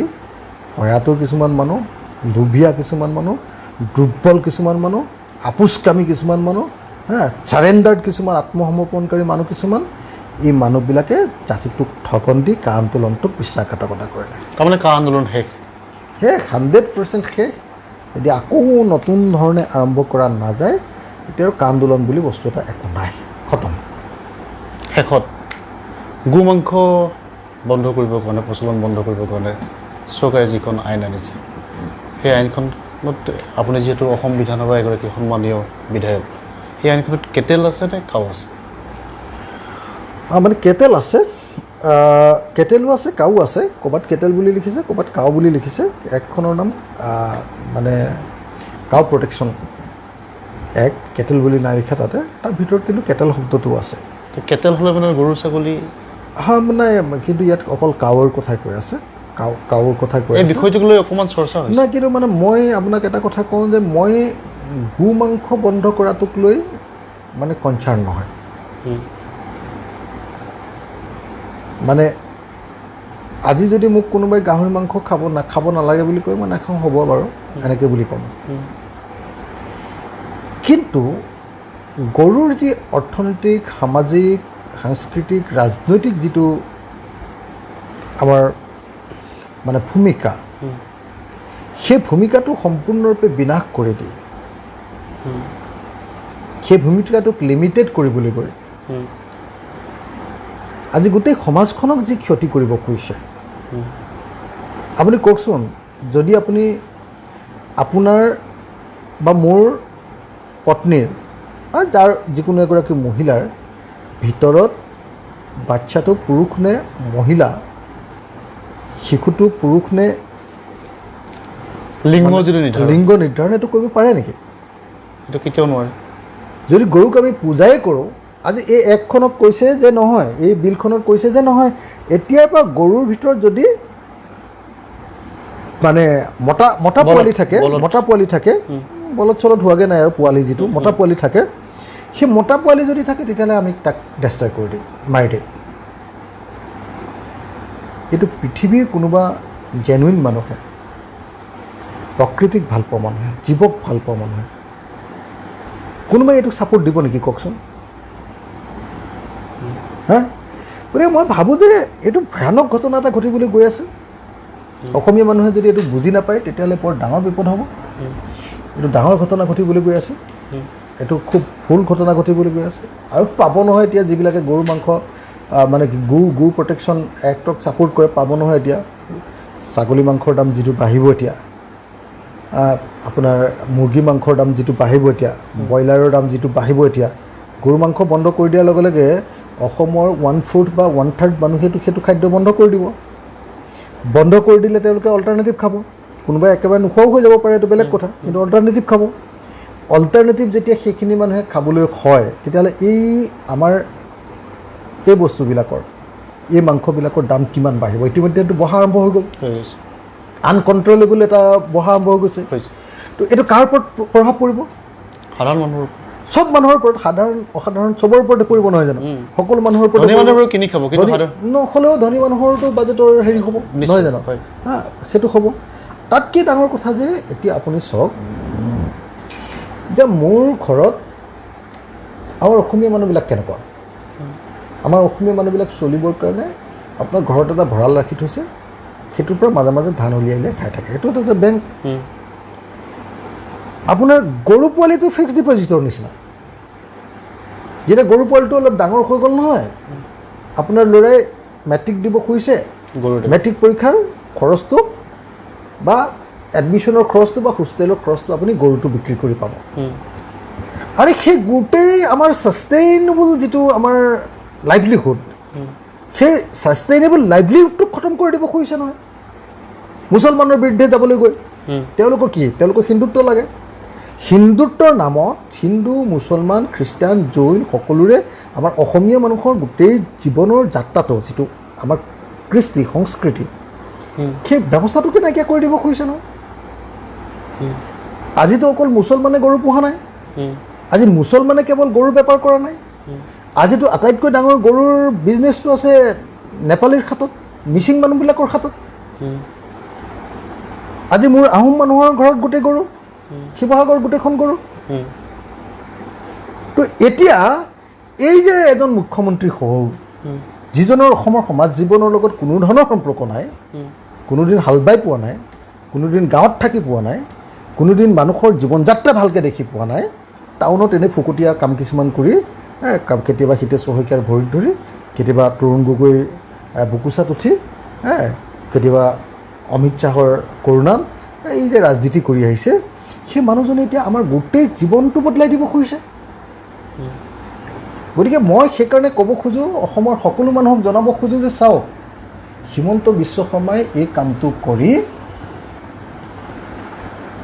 কেৱল মুছলমানক আক্ৰমণ কৰিব খোজা নাই মুছলমানক আক্ৰমণ কৰিবলৈ গৈ গোটেই জাতিটোকে বিপদত পেলাব খুজিছে আৰু সমগ্ৰ অসমবাসীৰ ৰাইজকে বিপদত পেলাব খুজিছে গতিকে আমি সকলো মানুহে ইয়াৰ বিৰোধিতা কৰিব লাগে হিন্দুত্ব এইবিলাকে আমাক নোখোৱায় আমি অসমীয়াত্ব ৰক্ষা কৰা মানুহ আমি মানুহৰ চৰিত্ৰ ৰক্ষা কৰা মানুহ আমাৰ জনগোষ্ঠীয় চৰিত্ৰ আছে আমি তাক ৰক্ষা কৰিম হিন্দুত্ব ৰক্ষা কৰিবলৈ আমাৰ কোনো গৰজ পৰা নাই গতিকে হিন্দুত্বৰ নামত নিজৰ কেৰিয়াৰ নিজৰ মুখ্যমন্ত্ৰীত্ব পদ ৰাখিবৰ কাৰণে এই যে সমগ্ৰ জাতিটোক বিপদত পেলাব খুজিছে ইয়াৰ বিৰোধিতা পোৱা উচিত ইয়াৰ বিৰুদ্ধে প্ৰবল গণ আন্দোলন হোৱা উচিত সকলো হিন্দু মুছলমান খ্ৰীষ্টান জৈন সকলো মানুহে একেলগতে প্ৰতিবাদ কৰা উচিত নিশ্চয় অখিল গগৈ ডাঙৰীয়া আপুনি যথেষ্ট গুৰুত্বপূৰ্ণ কথা ক'লে এইকেইটা আচলতে গোটেই সাক্ষাৎকাৰটোত আমি যিমান কথা পাতিলোঁ আপোনাৰ পৰা জানিব লগা আপোনাক সুধিব লগা আন বহু কথা আছিল কিন্তু সময় যথেষ্ট আপোনাৰ পৰা ল'লোঁ দিনটোৰ ব্যস্ততাৰ অন্তত আজি আপুনি ইমানখিনি সময় আমাক দিলে আমি সঁচাকৈ আপোনাৰ ওচৰত কৃতজ্ঞ কেইটা বাজিলে এতিয়া এইটো প্ৰায় 10 বাজিলে মই ৰাতিপুৱা 5টাত আৰম্ভ কৰিছোঁ এতিয়ালৈকে 1 ছেকেণ্ডৰ কাৰণেও 1 ছেকেণ্ডৰ কাৰণে জিৰণি লোৱা নাই 5টাত আৰম্ভ হৈছে গতিকে এতিয়াতো বহুত কাম আছে কাইলৈ আকৌ মোৰ বেলেগ বেলেগ কাম আছে গতিকে কমে 1-1:30লৈকে এতিয়া মোৰ কাম আছে পঢ়া শুনাও অকণমান কৰিব লাগিব বিভিন্ন ইছ্যুজবিলাক এতিয়া আহি আছে গতিকে বিদায় লওঁ